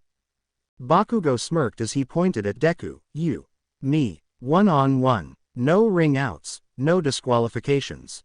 No holds barred. The winner is decided when one of us submits or is completely knocked out. And here is the best part. If I beat you, you have to quit at trying to become a hero. Huh. The entire crowd shouted as everybody thought that Bakugo was making an asinine offer. What kind of proposition was that? Izuku narrowed his eyes. What's in it for me? Bakugo shrugged his shoulders. If you win, I'll grant you one request. I'll do whatever you want me to as long as it's reasonable and it is within my power to do so. Izuku hummed as he closed his eyes in thought. Okay, this is just crazy. There's no way that Midoriya is actually considering this, right? I mean, come on. If he loses, he has to quit becoming a hero. That just makes no sense. Any person with a brain would decline that offer. Mineta cried out. Yeah, you have a point, but if Midoriya wins, he can make Bakugo do any one thing that he wants him to do. Do you really think he would pass up an opportunity like that? Zero added his own 2 cents in, as while the deal kind of seemed crazy, it might be a good trade-off. Hell, if Izuku won, he could make Bakugo quit becoming a hero, as well. You idiots, it's much bigger than that. Hiroshima suddenly yelled. This is more about a tournament, or becoming a hero. This is a grudge match between 2 men. They have a history and rivalry that goes long before UA. They are willing to put everything on the line to see who truly is the best between them. Well, when you put it like that, shit, this is pretty personal, huh? Kaminari's sweat dropped as he didn't realize how important this fight was. After a moment of careful thinking, Izuku opened his eyes and made his decision. Ha ha ha ha ha ha ha. Everyone heard Izuku laughing. They wondered what he thought was funny, but the more he laughed, the more it started to freak them out, except for 2 who couldn't help but laugh themselves while the others simply sighed in Izuku's behavior. When Izuku stopped laughing, he glared at Bakugo with hate, but he smirked. Alright, I'll play your little game, you little shit. Izuku said this while feeling the heat getting even hotter on his person, but he didn't mind nor cared. All he cared about was putting this disgusting piece of trash in his place. What? The crowd shouted in unison as they now thought that Izuku was out of his mind. Why was he willing to put his dream career on the line like that, especially after coming this far? Bakugo smirked. I knew you wouldn't turn it down. You better hold your end of this proposition, otherwise I might do something I won't regret. You have my word, Deku. Damn it, you think I'm a liar or something? Just make sure you don't regret putting your dream on the line, because once I'm done with you, I'm going to send you home crying. Eraserhead, is this following the rules? Can they actually do this? Present Mike asked. Aizawa shrugged his shoulders. It's Midnight's decision whether she will allow it or not. She is the umpire, so she gets final call in everything. Midnight, though, for a second. A part of her didn't want to risk Izuku's dream job, but when she looked into his eyes, she could tell he was absolutely sure.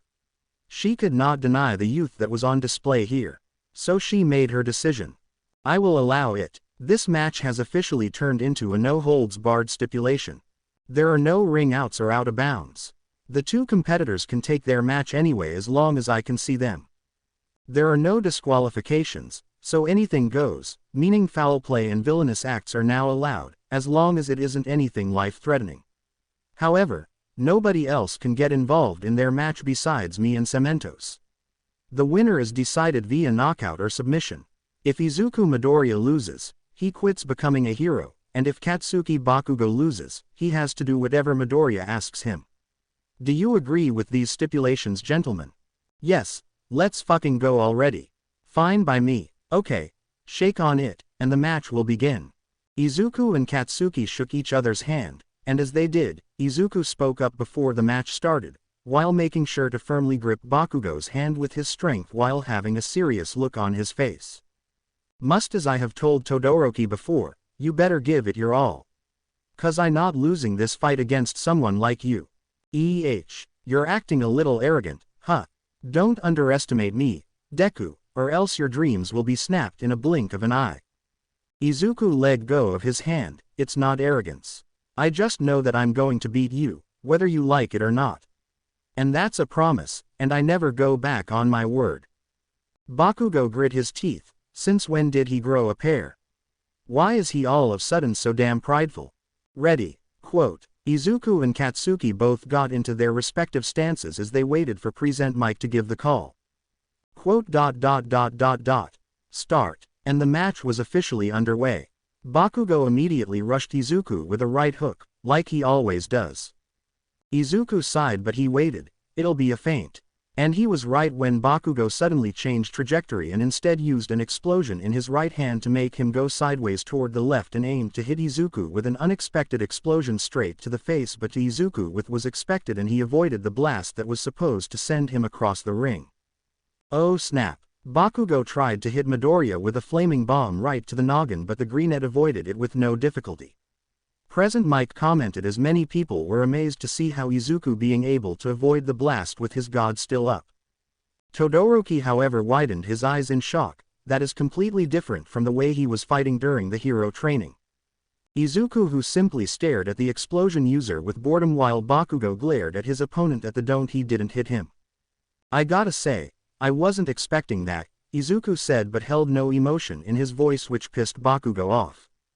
Bakugo glared. "Did you really think I was going to use the same strategy as the one in our last battle? I know you have been observing me, and I do always start with a right hook. But guess what? Ever since that day when you beat me during the hero training, I have been training and working out non-stop every day in order to create a fighting style that I will use specifically against you, Deku. These moves are things that you have not seen before. I am a lot stronger than before. I just had been holding this back until I faced you one-on-one. And now that it's finally me and you only, with nobody else getting in our way, I can finally let loose and let off all of this pent-up rage that I have been holding in ever since that day." Izuku could only clenched his fist and ran towards Bakugo and aimed a punch towards his shoulder, but Bakugo was quick enough to dodge the blow and counterattack with an explosion straight to Izuku's chest, sending him back some distance. But Izuku didn't feel any pain, only hate. "Stop playing games, Deku, and get serious. If not, then I'm going to destroy you," Bakugo yelled as he used an explosion to propel himself towards Izuku at high speeds. He went in for a direct blow, but Izuku was fast enough to dodge the punch and send him back with a kick to the chest. Bakugo was sent flying, but he used his explosions to land him safely on the ground. "You bastard, quit holding back and fight like you mean. Show me that power during USJ, damn it." Izuku suddenly laughed when Bakugo reminded him that day, the day when he had to give up something that was a part of him. 10 years. When Izuku said that, Bakugo saw the look of hate in his eyes and he for some reason took a step back. 10 fucking years, Bakugo. What did I ever do you to hate me that way? Answer me, you fucking bastard. As soon as he said, Izuku blitzed towards Bakugo with his fist coated with his gauntlets and aiming for Bakugo's head. "Get that shit out of my face." "Stun grenade," Bakugo yelled out as he fired an explosion to try and stop the attack from Izuku, only to be delivered by a fist that connected his face, pushing him back and hitting the wall hard, causing him to groan in pain along with smoke covering the ring. Bakugo then got up while feeling the pain on his face, and seeing his own blood made him almost see red. This made him run back to the ring while using the smoke to his advantage and tried to sneak behind Izuku. "You're going to have to hit a lot harder than that if you want to win, you bastard." Bakugo saw his opponent and was about to explode Izuku, but he dodged at the last second and sent a devastating kick to Bakugo's ribs that it sent him flying across the ring. "Wow, so much action. This match got me on the edge of my seat." Present Mike yelled as the crowd cheered, showing their agreement. Bakugo got up with a look that screamed murder. "Why, you piece of shit. Don't you dare look down on me," he screamed in anger while charging in his direction. He propels himself to the front while aiming both of his palms together, looking at him with a crazed smile. Stun grenade. A blinding light covered the ground as Katsuki quickly turned to his back and pulled his fist, readying to punch him in the back packed with an explosion. And when he was about to hit Izuku, he evades to the side without looking to the back. "What the?" Katsuki thought, and Izuku then swiftly kicked him to his side, and the force of the kick managed to push Katsuki's body across the ring again, making him hit the wall. He could tell the pain that coursed through his body is numbing him. Izuku looked towards Bakugo, who stood up only to stumble a bit, and this made Izuku smirk. "And here I thought you would give me a challenge, how disappointing." Bakugo growled, "You won't be winning at all." He blasted towards Izuku with more power, twice as strong as he could. With Izuku, who was just blocking them, getting even more pissed. "What, nerd, are you feeling angry, humiliated, is that it?" Bakugo kneed him in the stomach, causing Izuku to dip down a bit from the attack. "You son of a bitch. You don't know what humiliation is." Bakugo proceeded to punch Izuku repeatedly in the face, making the crowd cringe at the brutal acts of violence that Bakugo was committing. "I will teach you what humiliation feels like, just like how you have taught me. Just like how you have been looking down on me this entire time. The way you have humiliated me in this entire sports festival. I will embarrass you in front of all of these people, and give you the humiliation you truly deserve." Bakugo finished with a flaming hot explosion to Izuku's face, pushing him back that it made him hit the wall. What happened next caused Bakugo to feel his ribs being broken even more when Izuku blitzed towards Bakugo and sent a kick to his chest, causing his ribs to break, making him spit out his blood and sending him towards the end of the stage. Bakugo widened his eyes in shock and in pain. Impossible, this shouldn't be happening. Struggling to get up, Bakugo looked towards Izuku and saw that he doesn't have a hint of an injury on his body. With a look of disdain that was on his face, Bakugo clenched his fist. This isn't fair. How can this quirkless bastard gain a quirk that's powerful than mine? Damn it. Fucking damn it. Bakugo with rage screamed that it caused everyone to be surprised, with only 3 people who could only be disgusted. I'll show you your place, Deku. Katsuki screamed while looking at him. He launched himself forward and exploded his way in his direction. Izuku, who saw that, began to ready his fist, but suddenly, Katsuki put his hand below to create a smokescreen to cover himself. While in the smoke, Katsuki began to launch a never-ending onslaught on him. He grabs Izuku's arm and exploded it, severely burning his left arm. And Katsuki pulled his fist and punched him in the back. Izuku's body was being thrown to the back and Katsuki jumped from the smoke while aiming his hand in his direction. He yelled. Then a huge explosion erupts on the ground, a huge black smoke floating around while Katsuki keeps launching himself. Izuku comes out unharmed, but suddenly Katsuki was in front of him with his right arm swinging in. Izuku crossed his arms out trying to block the attack, but it proved to be difficult because Katsuki packed his fist with explosions and each one of them was dangerous. And Izuku retreated to the back, only to find Katsuki launched a mini explosion to his front and launched a series of attacks on him. Izuku tried to block the attack and he was put on the wall. Then Katsuki makes his way to the air and then uses explosions to propel himself in a circular motion to create a tornado. Deku. Howitzer impact. Katsuki yelled in rage. He caused a huge explosion that hits Izuku. The blast caused a lot of smoke, with Bakugo being pushed back and feeling the aftermath on his arms. Katsuki then landed in front of the smoke while laughing like a madman. You see, Deku, you're nothing but a pebble on my path. Acting all tough like that, and now look at you, all nothing but a dust. He continued laughing, leaving the spectator to not cheer from the action he just caused, with the teacher seeing this couldn't help but be disappointed. Bakugo, who continued to laugh, didn't see a bright light and he was too late to react and got hit in his chest, pushing him back and also screaming even more from the pain. Bakugo, who saw Izuku, but he looked different, because right now Izuku donned the look that he used when he faced the Nomu in USJ, getting out of his defense mode, using his arms as a makeshift shield. He stood up with his 6 arms on display, with his shirt gone, revealing his muscular physique, with his eyes being close to having no pupils, and glowing red, along with his hair standing up and his face having an angry expression. Is that the best you could do? Izuku asked with an angry tone. Katsuki stared at Izuku, who just walked intimidately. You think that little attack of yours could even harm me?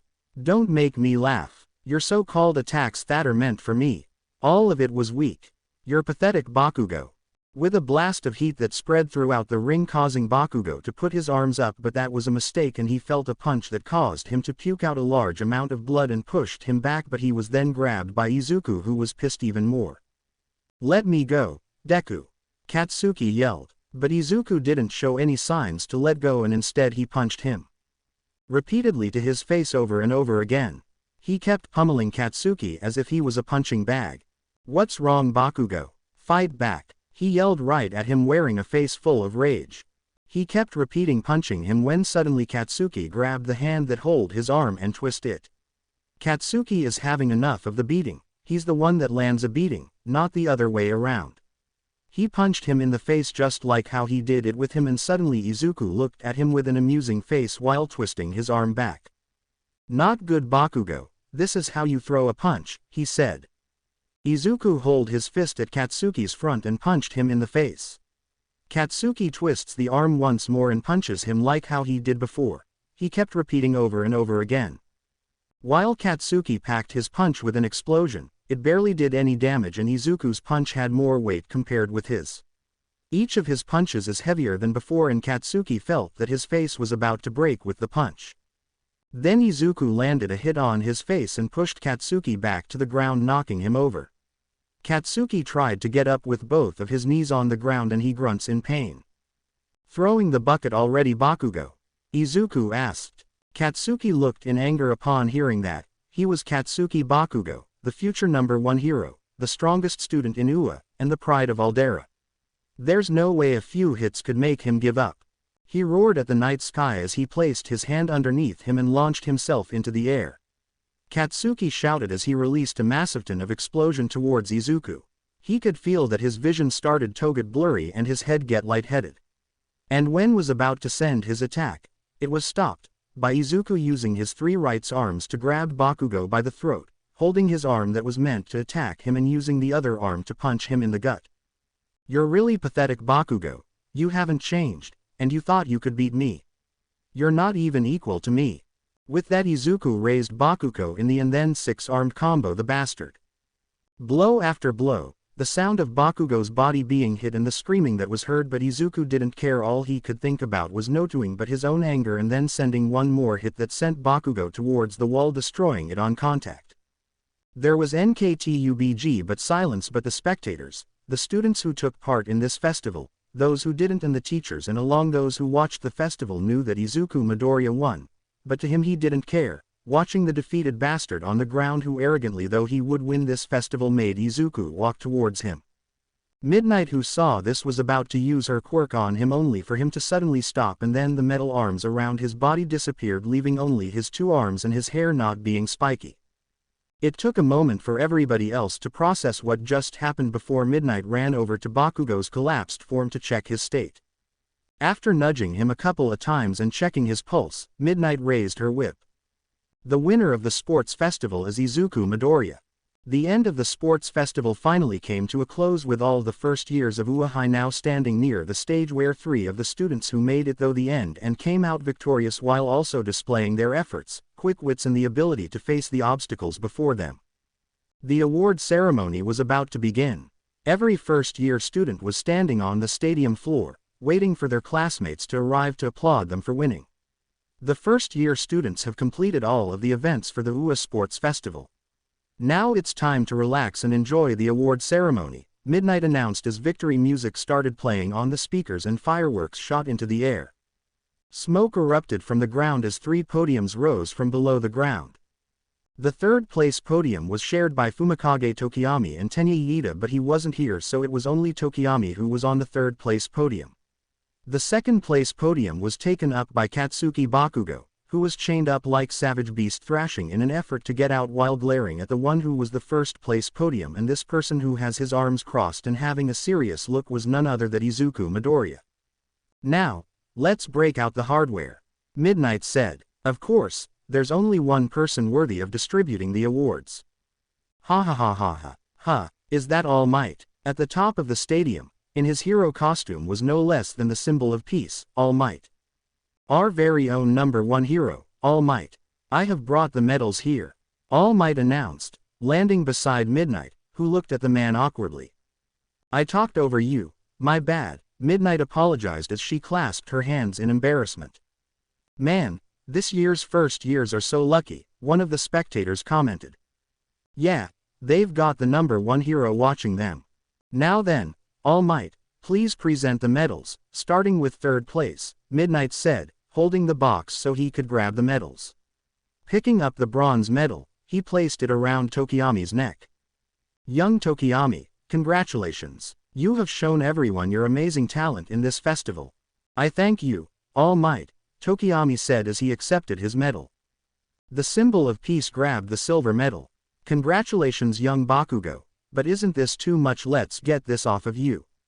As soon as he took it off, All Might heard the voice that came from Bakugo. All Might then moved on to the final award, the golden medal. Now, then, young Midoriya, congratulations on winning this tournament. Though don't let it go to your head. One must always push themselves to improve, otherwise, others can easily catch up. All Might exclaimed as he placed the medal around Izuku's neck, who glared at the buffoon with hate. Izuku didn't say anything and simply walked off the 1st place podium, but as soon as he took one step a voice was heard. It has been so long that I hardly recognized you, comrade. The voice of a man was heard throughout the stadium, and with it came a heavy crash that wasn't too far from Izuku, who glared with Ochako walking by his side with a hint of frustration in her eyes. "Who are you?" Izuku asked the person who was covered inside the smoke that they created while they laughed. "Oh, can't a comrade see someone who shared the field before, and it seems you're not alone this time since she's here as well." Once the smoke cleared, everyone saw who was the one that caused the commotion. A man who seems to be big-boned and having a height similar All Might. He has a dark skin tone and wears the symbols and markings similar to Izuku when he transforms on his arms, torso, and face. He has a beard made of golden-colored hair while the hair on his head was tied up in a bundle. While wearing clothing that fits his obese stature, wearing a crimson and yellow baggy pants with a black undershirt along with a purple vest and wearing heavy black boots. Izuku sighed while staring at the person who walked towards him, only to be stopped by none other than All Might himself. "Look here, fellow, it seems we're having a bit of a disagreement here, so how about you calm down and..." Unfortunately, All Might couldn't say anything because he was hit none other than Izuku, who aimed for his wound, causing him to cuss on the inside and feeling his time limit was reaching, along with getting pushed out of the way and hitting the ground hard. This leads to the spectators having shocked looks at what Izuku did, with the pro heroes who saw this got up and preparing to do something, but unfortunately they along with everyone else felt a pressure that caused them to kneel down while sweating. "No one gets in my way." Izuku said this while gaining his markings, staring directly at the man. "Wizen, are you the only one who's here in this world?" It wasn't a question, but Izuku needed to know besides him and Ochako, who's gained her memories of being Olga, that the others are here. But all Wizen did was laugh. "If you want to know so badly, then you must have to face me just like before. I want to know if I have the upper hand to defeat you, to prove that I'm powerful enough to." Wizen, getting punched by Izuku, got up from the ground while giving Izuku a smirk that dawned his face. "Good. I thought you gotten weak, but that punch felt even more powerful than before. Now come and face me, Asura." As soon as he said that, he ran towards Izuku, who gave him a savage grin on his face. "Olga, make sure no one interferes." As soon as Izuku said that, he gave Ochako a smile and ran towards Wizen, with Ochako just sighing while facing the first years, who saw the look that Ochako was giving them. "Well, what you guys waiting for? A battle is about to start, no point being in the crossfire." "AAAAAASSSS Sur RRRAAAAAA. Wazine." The ground shook as devastating sounds of fist hitting fist were heard with the crowd and even the heroes. Heck, even those who were watching on their TV couldn't fathom the acne before them as they see a young man facing someone who was just a spectator suddenly fighting the young man, and they weren't even winded. The young man's class, who was safe from the blows that caused wind to blow at their direction, wondered and even felt scared at the fact that their classmates still have this much power, with one of them having a look that spelled nothing but fear and anxiety because of what he thought, what he believed was thrown out the window and landed in the gutter with his hands shaking. This can't be real," said the Pomeranian with rabies as he stared at the destruction that was laid on the arena. "Then you better believe your own eyes, cause the thing that you're seeing means you'll never reach that kind of strength, Bakugo," Ochako said towards Bakugo, with the girl staring at the fight between Izuku and Wizen with her arms crossed. Izuku was the one on the offensive while Wizen was busy blocking the many blows that got stronger than the last, but he didn't feel fear. In fact, he felt pure excitement because the day he got reincarnated. He only waited because he wanted to see what would happen, and in just 2 years it finally happened when he felt that familiar mantra, the one that bested him and the one that killed him, but he didn't felt vengeful. He accepted the fact that the one who defeated him would end him, and he accepted it. The deadly blows that came from Izuku was cease as soon as Wizen stopped his fist and delivered Izuku a headbutt that pushed him back, but he wasn't fazed. "Damn, I forgotten how hard-headed you were before, but I didn't think your forehead would feel hard as metal," Wizen said as he rubbed his forehead to ease the pain. "Then it seems you've gotten weak, Wizen, or rather you're still holding back," Izuku said towards him, who only laughed. "Maybe you're right, or maybe you're the one who's holding back. So let's get serious, Asura." As soon as he said that, the spectators along with the pro heroes and even those who were watching saw that Wizen summoned what appeared to be a giant arm guard, which he held with ease while smiling at Izuku, who blitzed towards Wizen and sent a punch only for it to be blocked. With a glare that dawned his face, he pushed even more power into his fist that did the trick to push Wizen's arm guard, which led to Izuku to twist anti-clockwise and sending his leg up and then swing it down towards Wizen. who avoided the attack that caused a large crater to form. However, Izuku didn't stop and pushed his legs to the ground to give a boost of a jump towards Wizen, who continued to use his arm guard as an act of defense, but he was suddenly surprised at the quick attack that rendered his stomach to be pushed in further in his body and caused him to cough up a bit of blood that escaped from his mouth. Quote dot dot dot. Ha ha ha ha ha hey hey hey hey hey h a h a h a h h a h a h a h h h a h h a h a h a Asura. My comrade, you are indeed more powerful than ever. Show me your power even more. Wizen screamed towards the greenette, who coated his arms even more with metal braces with heat that covered them. Wizen, I called you comrade because we shared our thirst to bring down our enemies to the ground. If that's the case, then you must show me your worth, so prove it. Prove that the great Wizen has changed and is close to equal strength to me. Izuku shouted as he summoned his 4 extra arms once more with streaks of white that formed in his hair as his eyes became non-existent, and gave a shout with Wizen laughing in glee as both him and Izuku ran at each other, both having smiles on their face as they sent their fist at each other, which caused a chain reaction of hit air that blasted the area, with everyone in the stadium feeling the heat and wind, feeling how hot it is that it caused them to sweat. Minus Ochako and Shoto Todoroki, with Ochako, who didn't move from her spot and letting her ice manipulation to cover her body, while Shoto was doing the same while offering ice to his classmates who appreciated it. Meanwhile, the principal and the heroes who were teachers of Ua High couldn't comprehend on what they were seeing. Izuku Midoriya, the young man who suddenly changed when he faced Katsuki Bakugo during their combat training, the young man who faced a monster that was equal to All Might, the symbol of peace, the same young man who dominated the sports festival with a power that was different from he described the first time he came to this school. They couldn't help but be concerned towards him. Except for a certain chimera who simply smiled while sipping his tea in delight. Izuku Midoriya, you are simply an embodiment of power. Both competitors were in a clash, but their power didn't waver. In fact, it increased, with both of them screaming at each other even more until they both got blasted and hit the wall, causing a spider-like crack to form behind them. Silence was the only thing that's been happening in the air. The spectators were on the edge of their seats. The pros couldn't respond to what they've seen when they saw that amount of power that came from those two, and then came the students whose faces were different. Some were excited at the battle, some felt jealous of the power that Izuku held within him, while others couldn't help but feel fear at the destructiveness that was seen before them. And then there was Katsuki asshole Bakugo himself, who felt his hands leak out his blood while he was grinding his teeth as he saw Izuku having power that shouldn't be possible to have, and yet he lost to him, in front of everyone, and he just couldn't accept it. He can't, he won't.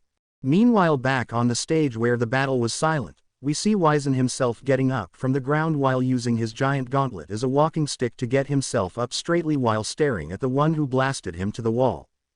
Izuku, who still has all his arms intact, got up with a jump and landed with a loud bang, with his eyes having the color of red in them. They both stared at each other, and then they laughed and bellowed loudly that the stadium heard it, until they stopped and blitzed towards each other once more. Izuku sending 3 of his arms towards Wizen, who decided to use his arm guard as an offensive attack towards Izuku. Their fists connected, with Izuku slamming his feet and ducked under Wizen's attack, which caught him by surprise as the momentum made him go forward, which got Izuku to use his arms and uppercut Wizen, causing him to stagger, and then got punched from Izuku's 2 of Izuku's left arms, pushing Wizen back and causing him to cough. You're still not taking this seriously, Wizen, why? Izuku asked with his arm crossed as the other arms were moving like waves. Wizen, who simply wiped away what looks to be blood, suddenly laughed. The way Wizen laughed made Izuku and Ochako to be confused until they saw that Wizen raises both of arms up with a smile that dawned his face. I've seen quite enough from you, Asura. Your strength, your will, your rage, everything about you is different, and yet it's the same. Nice, for that I give up. Consider this your win, Asura. And Olga, make sure the bastard doesn't go overboard with his hard-headed personality. Wizen spoke while removing his arm guard and causing it to disappear, but before Izuku could say anything, Wizen said something that caused him to stop. The bastard that created that monster you faced is connected to you know who. And he disappeared just in time for the heroes to be too late to stop Wizen, with Izuku and Ochako to have worried looks on their faces, but for Izuku his worry turned to anger while clenching all 6 of his arms. Single quote dot dot dot. So you slither your way in this era, you bastard. I'll make sure your face gets caved in even more. It was the day for the students of UA High to get back to school after the sports festival for the first years, with the end of it being just as surprising and epic. We see our main boy, Izuku Midoriya, walking with the lovely Ochako Uraraka as they head towards their school, with the latter having a bubbly-like aura around her because of what happened a few days ago, although she was embarrassed that a part of her, which was a literal demigoddess, that took over her body. She didn't mind it since it was someone who she really liked, and the former, well, he was in his own little world. Wizen, you telling me that abomination that I very faced was created by the him, makes me want to increase my training even more.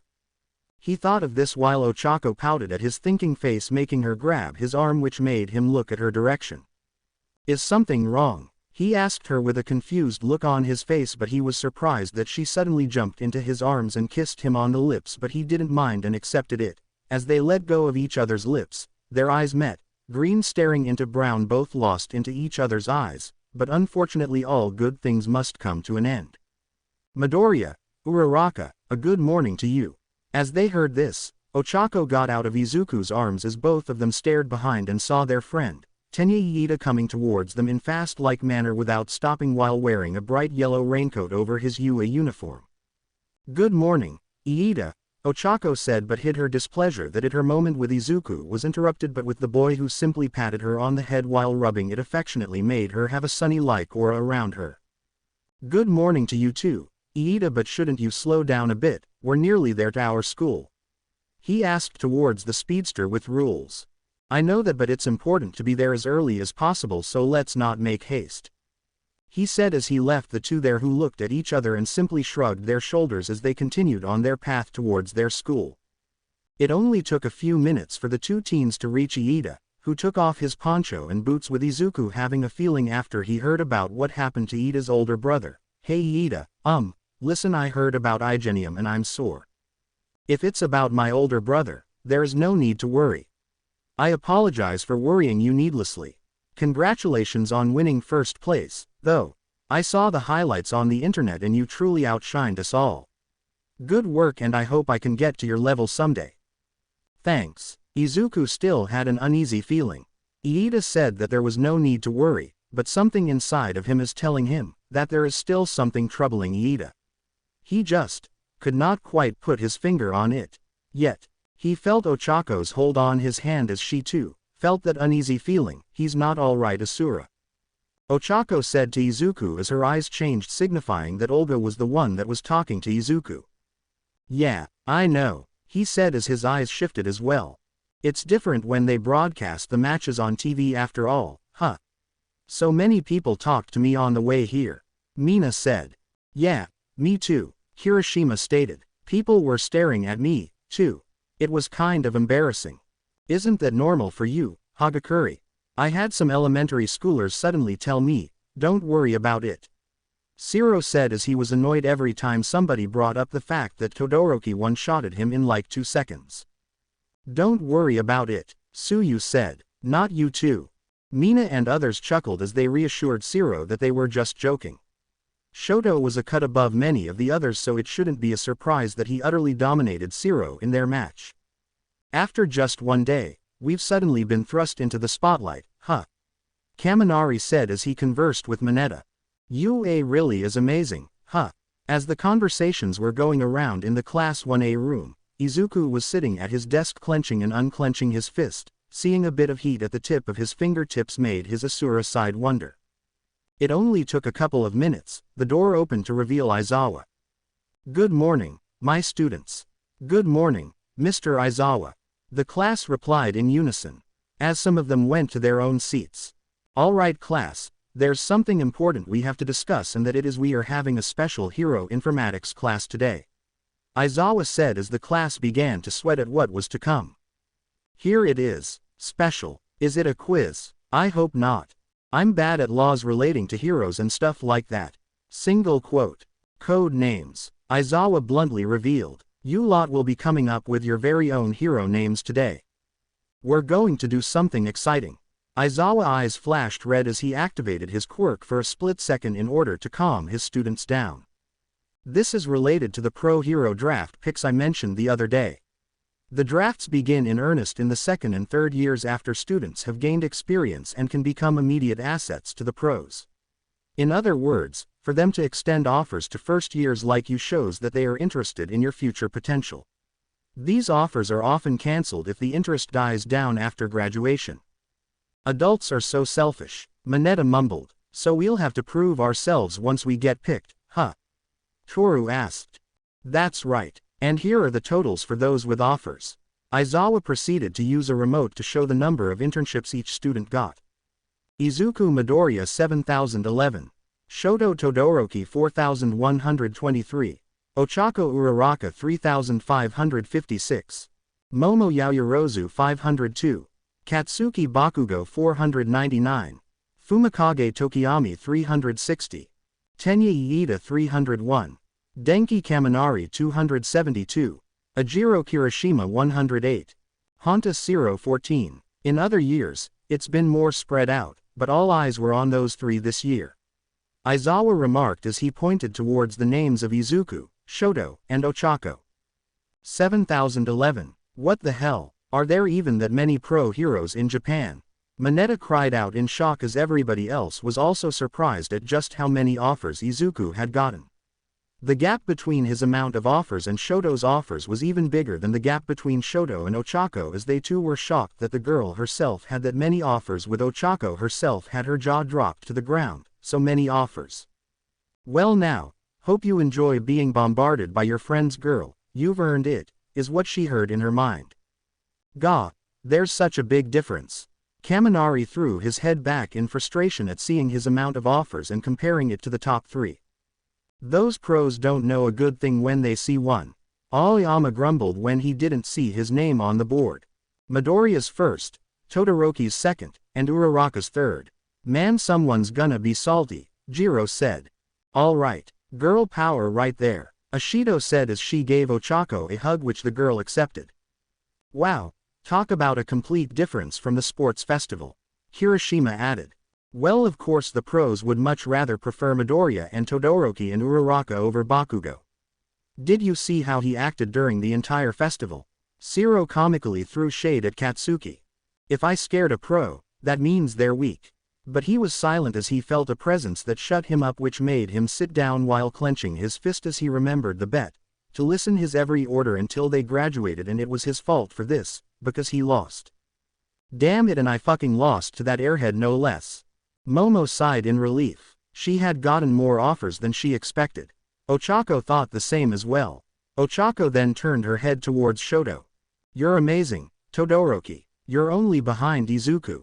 Shoto shrugged his shoulders. They're all probably because of my dad. The one you should be praising is Izuku. He got all of those offers because of his own hard work and determination to be the best. He gained all of his power through his own merit and not because of who his father is. That is why he is number one. Shoto still wanted his rematch, but that could wait. He still knew he was no match for the green-haired demigod, even if he used both his flames and ice. He was now devoted to train as hard as he can in order to catch up to his rival. Wow, we got offers. Yes, yes. Ochako nudged Tenya's shoulders after seeing how many offers they each got. She didn't expect to get offers in the 4 digits. She gushed at how many opportunities she had to get drafted once she graduated. Mineta nudged Izuku. Hey, Midoriya. Everybody and their mother wants you to intern with them. They must have been super impressed by all of the monster feats of strength you displayed throughout the festival. And the way that you did it, it seemed like you had no exploitable weakness. You're like a green Superman. This made Izuku look at Mineta, who saw the way the former looked at him. Mineta felt like something was within Izuku that was questioning his existence, and it made him feel smaller than usual. Yeah, I'm honored to have so many opportunities. I guess it's what you get for winning first place in the UA Sports Festival, Izuku said, with Mineta only nodded in his head, too afraid to even speak. Keeping these results in mind, whether or not anyone asked for you, you will all be participating in internship with pros. Aizawa revealed. Internships. Yeah, at USJ, you already got to experience combat with the real villains, but it will still be meaningful training for you to see pros at work firsthand. So that explains the hero names, Sato said as he bumped his fists. Things are suddenly getting a lot more fun. Ochako chirped.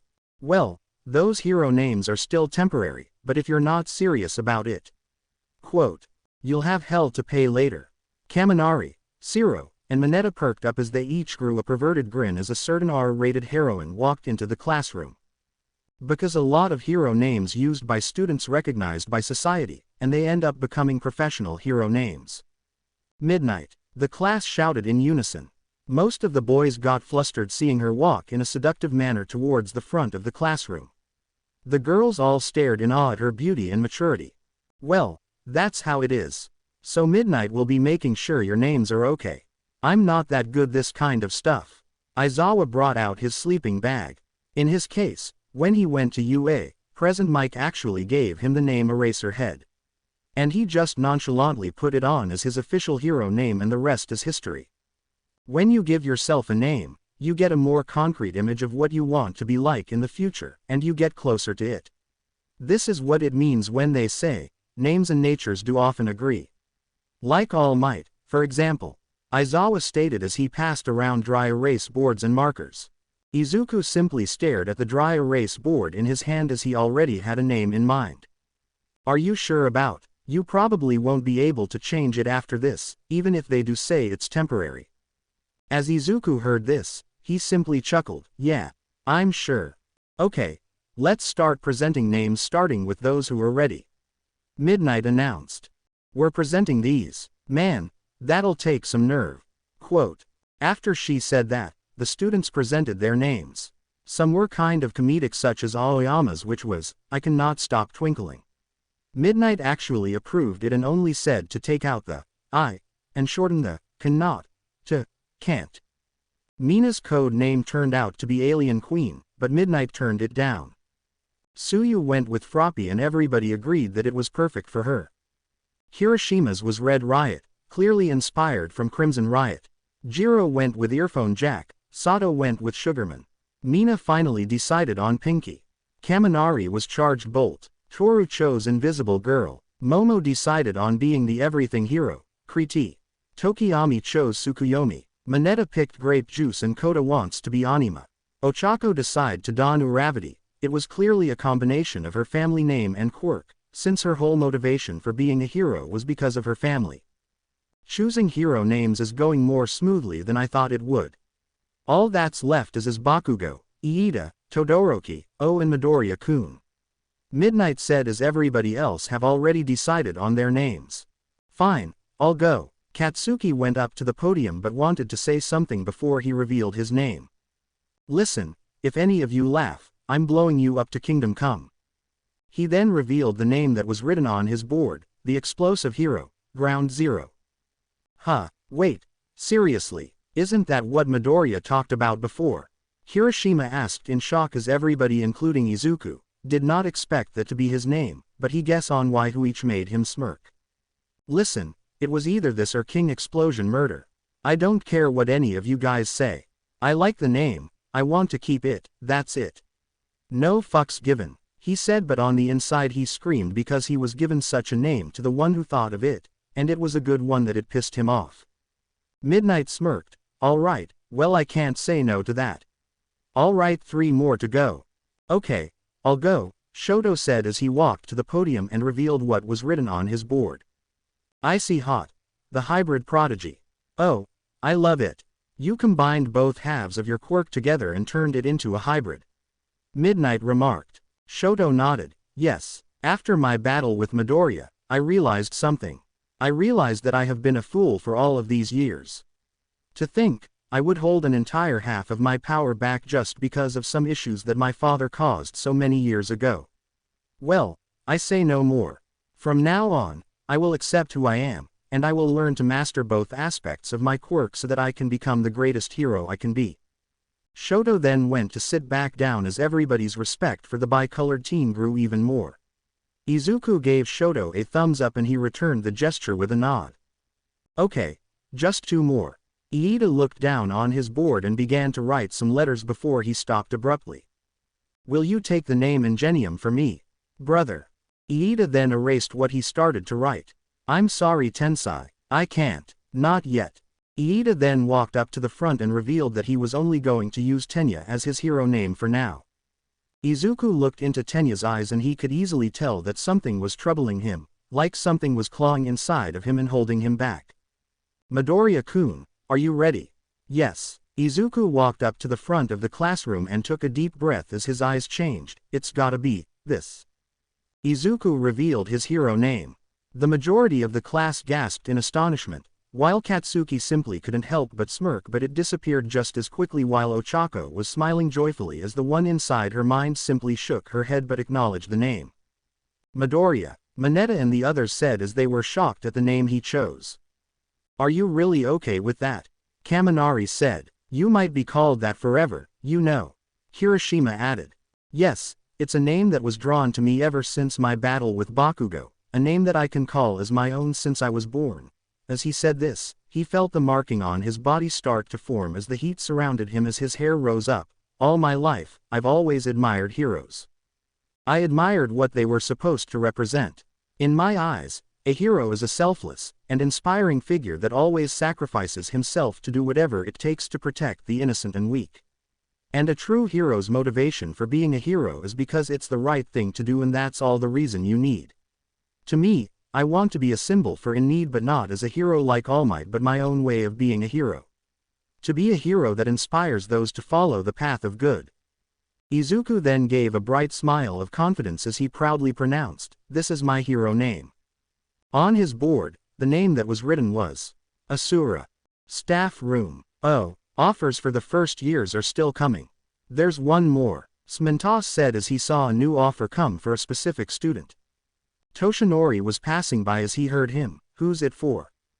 Izuku Midoriya. As he heard that, he couldn't help but feel a bit of regret, but it had to be done. Even though how much power Izuku have right now, it still didn't blind his mind as he thought about the offer that was made to him by someone who will be showing him a suitable successor for OFA, but he was curious as to who else wanted him to intern with them.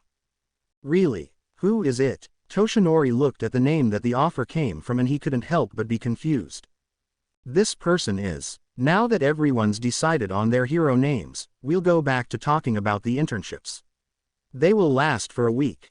As for where you'll have them, those who had offers from pros will be given your own lists, so you can choose from those yourself. Those who didn't have offers will choose from among 40 agencies around the country that will be accepting our interns. They all work in different places and have different specialties. Aizawa explained. For example, 13 would be focused on rescues from accidents and disasters more than fighting villains. Midnight added as she explained that you have to be careful on what pro hero the students will choose to intern with. Think carefully before you choose. Aizawa finished. Yes, sir, the students said in unison as the bell rang. I want to fight crime in urban areas. I hope I can intern at a place with floods. I wonder if there are any. Turn in your choices before the weekend. Aizawa said as he went out the door, and Midnight gave the class a wave of goodbye. What? We've only got 2 days. Make your decision efficiently. You're dismissed. And with that, Aizawa shut the door and went on his way. The students were trying to pick which hero they wanted to intern with as they had fun discussing it with their friends. Hey guys, have you decided what pro agency you're going to yet? Mina asked. I'm going to. Mineta yelled. Mineta, you're thinking about something perverted, aren't you? Suyu pointed out. Of course not. Mineta denied. Ashido, you made it pretty far in the tournament, too. It's weird that you didn't get any offers. Ojiro said. You said it. Hey Izuku, have you decided already? OCHKCO asked, but immediately dropped her jaw when she saw the state Izuku in while he was not even making an attempt to touch any of the offers that were in his desk. All Izuku wanted was to burn all these offers to ashes since he has no interest in joining any internship, but Ochako and others didn't see it that way. Well, mostly the class, since Ochako can tell that Izuku didn't want to be intern. Wow, Izuku seems to be overwhelmed. Ochako said with a sweat drop.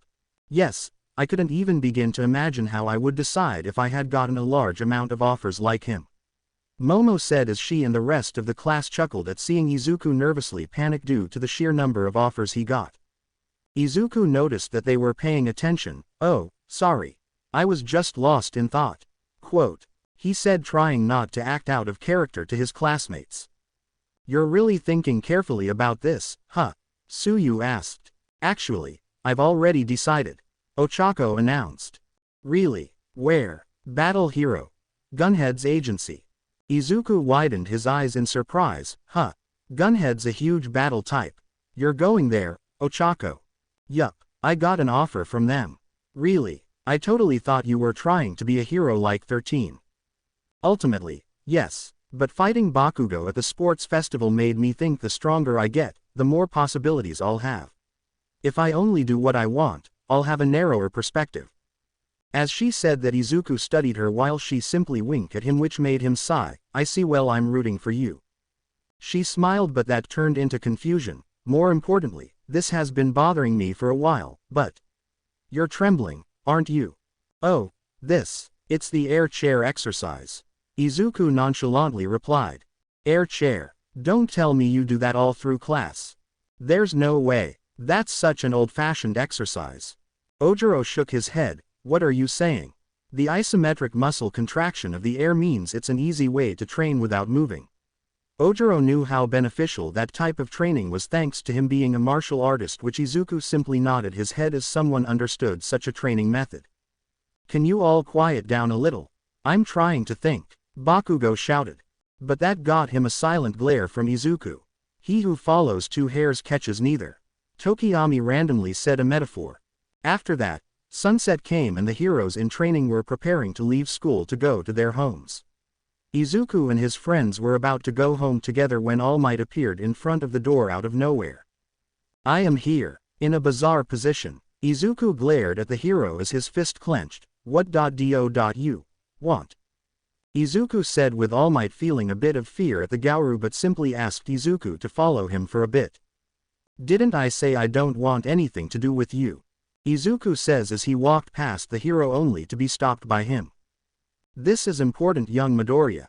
But that only made things worse for All Might as he saw the golden gauntlets on Izuku's arms. Fuck off. Saying this with nothing but distaste towards the hero, who took a step back as Izuku and friends left, leaving All Might there, who trembled. He really has changed, but He tried to convince himself what he was doing was the right path, but it was getting hard to even try to convince himself that. He then sighed as he left, as he had a phone call to attend towards someone who will be disappointed by the outcome that just happened between the predecessor and the former successor. You all have your costumes, right? Remember, you aren't allowed to wear them in public. Don't drop them or anything. Aizawa said. All of the Class 1A students were in the train station ready to head to their internships. Yes sir, Mina shouted. Speak clearly. It's, yes, sir, Ashido. Yes, sir. Quote, make sure you mind your manners with the heroes at your internships. Off with you, now. Yes, sir, the class said in unison. Izuku walked over to where Bakugo and Todoroki were. So, Endeavor and Best Jeanist, huh? Wow, you guys went for the big leagues. Well, train hard. I can't wait to see how strong you guys will get in the next week. Bakugo and Todoroki nodded while Bakugo simply scowled at Izuku. Just you wait, after this internship, I'm gonna be stronger than ever. Izuku simply looked at Bakugo with a hint of excitement in his eyes. Then you better prove it to me, not just from your loud mouth. After that, the two left with Izuku seeing Iida in the corner of his eye. Hey, Iida, wait up. Tenya turned around to see Izuku give him a soft expression. If you ever feel hopeless, make sure you let me and the others know. Izuku put a strong hand on Tenya's shoulder. We're friends, right? Iida gave Izuku a nod. Yeah. Iida then proceeded to walk away to go catch his train. Izuku was not a fool. He knew that there was something that Iida was not telling him. And he could feel the distress within his friend. He really wanted to help him, but alas, they had to go their separate ways for now. Izuku then got on his train, but he was stopped by Ochako, who grabbed him by his tie and pulled him into a kiss.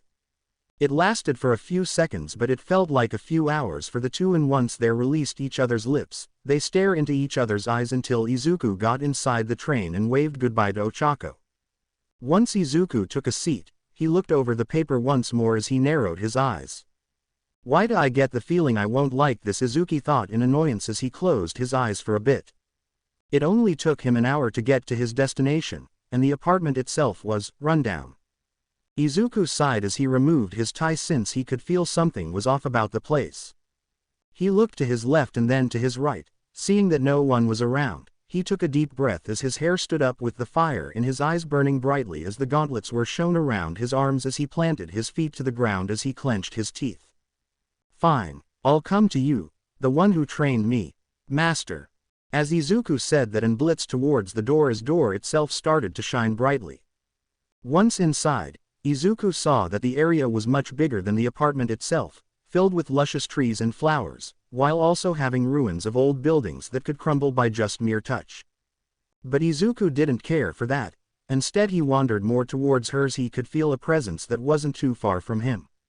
It took him just a few minutes to come across what looked to be a crumbled-up platform that was wide enough and spacious for someone who would lazily watch the scenery. And that person was simply doing just that with their back turned away from Izuku, but the boy himself simply dropped his bag and placing it near his suitcase. Izuku simply walked towards the person with a serious look on his face as he walked even more close to the individual. The individual, who while busy taking a sip of what looked to be a glass of wine, simply placed it down and earned his attention towards Izuku. My, I didn't know youngsters would ever come to a place like this, so tell me sonny. Why are you here? This person was short, like really short since he was an old man with long hair that reached the close to his lower back with a beard that gave him a wild-like look. Wearing what appeared to be a long-sleeved black shirt with silver-decorated bracelets that donned his arms as well as wearing a baggy white pants they reached his ankles that were tied as well as wearing black-fitting shoes. Izuku watched the old man's eyes and saw they looked to be completely glassy, meaning this old-timer was blind as a bat. But Izuku simply held out the price of paper in his hand. "I'm only here because of the address I was given. Honestly, I didn't even want to partake in this internship, but for some reason I couldn't help but see with my own eyes on who had the nerve to call me weak. Why don't you cut the bullshit? August." Once Izuku said that name, the old-timer simply laughed out loud as placed the wine glass down, and then blitzed towards the boy who blocked a sudden kick that came from the old man, but the power that came from the old-timer pushed Izuku back that caused him to get dragged onto the ground. Izuku then chuckled as he glared at the old-timer. "I gotta say, this new look suits you." August just laughed. "Well, this old-timer had a lot of regrets, but I kept his promise through the end and I'll still do, but I'm looking forward to give you the beating you deserved, my former student," August said, and he showed off a wild grin that plastered on his face with Izuku simply removed his shirt with a grin of his own that formed on his face. Former teacher and student faced each other and blitzed towards each other while they planted their arms against each other until they took a step back and planted their fist against each other that caused a shockwave. The sound of thunderous stomps was heard as the very earth itself shook as the many ruined buildings started to crumble even more as the sound of someone screamed was heard and then a grunt and finally the hard landing of a person's back was heard as if a few of his bones were fractured. Izuku growled in anger as he stood up while holding his side a bit. He could hear the sound of laughter as someone was seen taking a sip of liquor from his flask with bliss. "I gotta say, you've gotten stronger, but is that really enough, Asura?" As that was said, the reincarnated demigod just chuckled as he stood up and clenched his fist as he changed into his six-armed form with a wild-like look that donned his face. August simply placed his flask on the ground and simply blitzed towards Asura with a smirk of his own as he connected his fist with the younger lad. A shockwave was heard as they were both pushed back with viscous laughter echoed from the area. Good, that's it. Now show me even more, Asura." Izuku couldn't hold back the laughter that echoed within him as he rushed after August with nothing but pure drive of excitement. One that was once a teenage boy, now a reincarnated demigod, was facing his former teacher. Izuku, or rather Asura, held his ground as his fist connected with August's face, who wasn't able to see that simple motion that had got the old-timer to laugh. Their little battle continued on for a long period of time, yet they didn't care. All they had focus on within their minds was fight, and fight.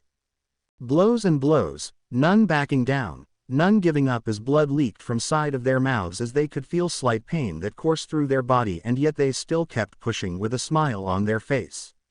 Meanwhile, we can see Ochako simply having a bored look on her face, but she hid it well as she was seen going through basic hand-to-hand combat with Gunhead and his sidekicks. Gunhead told them to be purposeful with their punches, and that what mattered most at the end was your basic physical strength. He did a little pose when he said it, and Ochako couldn't help but think about how cute it was. But within her mind, she has a different type of training. Both her and Olga were seen in training wear, as Ochako was in a meditated stance as ice-like fog was seeping out of her body, with Olga producing ice-like knives that floated in the air. With one of the projectiles coming towards the girl, the fog itself moved and produced an ice-like barrier that blocked the attack, with Olga simply chucking. "You finally got it." Over 56th failed attempts, but don't lose focus. Besides, our hot-headed friend is getting even more stronger, so let's get this training even more intense. She simply said. The scene switched to fourth kind, who berated Kirishima and Tetsu for not being able to make tea correctly. He hit them both on the head, though it didn't do much since they activated their quirks, and said they had to do this so they could interact with the public. Fourth kind turned his back to them, and said it was satisfying to hit their quirks. They agreed right away, but the camera angle showed that the hero was actually nursing a pair of hurt hands. The scene changed again, and Best Jeanist's voice was heard. He was saying that a hero should be capable of putting those around him at ease. Capability was important, but so were one's appearance, words, and actions. Elegance was important. As he said this, the camera suddenly moved and showed the new hairstyle Best Jeanist had given Bakugo. While the sidekicks congratulated their boss on his work, Bakugo came to the realization that he had made a poor choice in internships. At that exact moment, his hair somehow poofed back into its usual style. Back with Uwabami, she was posing for pictures while Kendo and Momo talked on the sidelines. Kendo said they were just her entourage, while Momo insisted that this too was a necessary part of being a hero. She declared there had to be something to learn from all this, though this was somewhat dampened by them seeing the strange new pose that Uwabami was now doing. Kendo thought to herself that Momo just didn't want to accept their current position. Back at Ua, Yagi and Tsukauchi were talking in one of the lounges. Yagi asked for an update on what Tsukauchi had learned about the USJ incident. The detective told him that they had learned something from the DNA tests on the Nomu that could lead them to the identity of the mastermind behind the attack. The detective explained that they had studied the Nomu. It gave no reaction to anything they did, so they concluded it couldn't think for itself at all. They had traced the Nomu's original identity, and found them to be a garden variety thug. Yagi asked what all this had to do with the lead Tsukauchi had mentioned. The detective then revealed that there was DNA from at least 4 different people found in the thug's Nomu's body. Yagi wondered aloud if the Nomu still counted as human at this point. Tsukauchi explained that his whole body seemed to have been tampered with. He'd been modified so that his body could hold multiple quirks. The drop in brain power was likely a result of trying to fit so much into the Nomu. The detective explained that the multiple quirks and DNA was what they were worried about at this point. Even if different DNA was introduced, it would have to be completely integrated for the person to actually gain any additional quirks. Which All Might should understand, given that he had one for all. Yagi looked horrified as Tsukauchi said that there was likely someone involved who had the quirk to give quirks to others. Yagi stood up in alarm, asking if it could be true. The detective said that's what the evidence was pointing to, which is why Tsukauchi thought All Might needed to know. All Might walked over and looked out the window. He shifted into his muscular form as he slowly asked if he was moving again.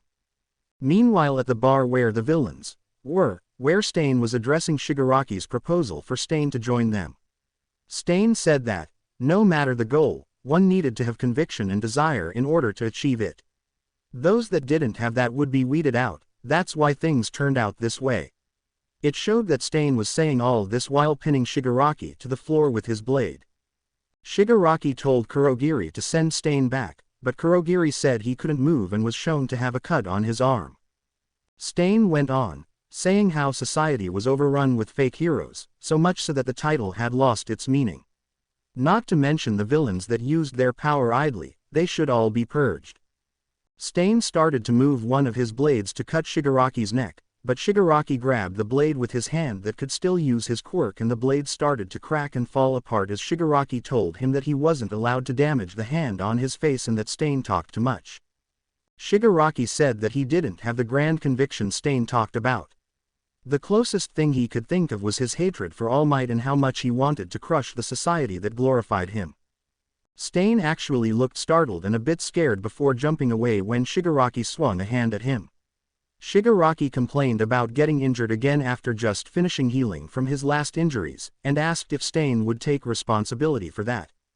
Stain stated that their goals directly contradicted each other, but that they could both agree that the way things were now needed to be destroyed. Shigaraki told Stain to get out, and Stain said he'd just been testing Shigaraki's motives. People showed who they truly were on the verge of death after all. Stain said that there was a sprout of desire inside Shigaraki, and he wondered how Shigaraki would grow and bud. He might be able to see just how Shigaraki turned out before disposing of him. Shigaraki decided he didn't want someone this crazy on his team, and told Kurogiri as much. The man tried to argue that Stain could be a great asset, but then Stain himself told them to return him to Hosu so he could finish his business there. The scene changed to Manuel's hero agency, where the Pro and Iida were taking off their helmets at the end of the night. Manuel said that villains wouldn't come out with the city on such high alert, and walked off. Iida stayed where he was, and thought about Stain. He'd learned that the hero killer had injured at least 4 heroes whenever she showed up somewhere. He didn't know if the cause was superstition or something else, but the fact remained that Tensai was the only one who had been attacked in this area, so Stain was likely to show up here again. He couldn't help but think of Tensai at the same time. An intense close-up was shown of Iida's face as he internally dared the hero killer to strike again so that Iida could dispose of him personally. The next morning came as the sounds of heavy breathing could be heard. Both Asura and August were seen laying on the ground with their clothes tattered, and yet they both let out a laugh as if they heard a funny joke. Well, it seems you've gotten even more powerful, but you haven't used that power. Why is that? August said to Asura, who could only let out a sigh, while staring at his hand with a bit of a conflicted look on his face. I can feel it slipping away, and yet I can feel this power trying to stay with me, but should I even accept it?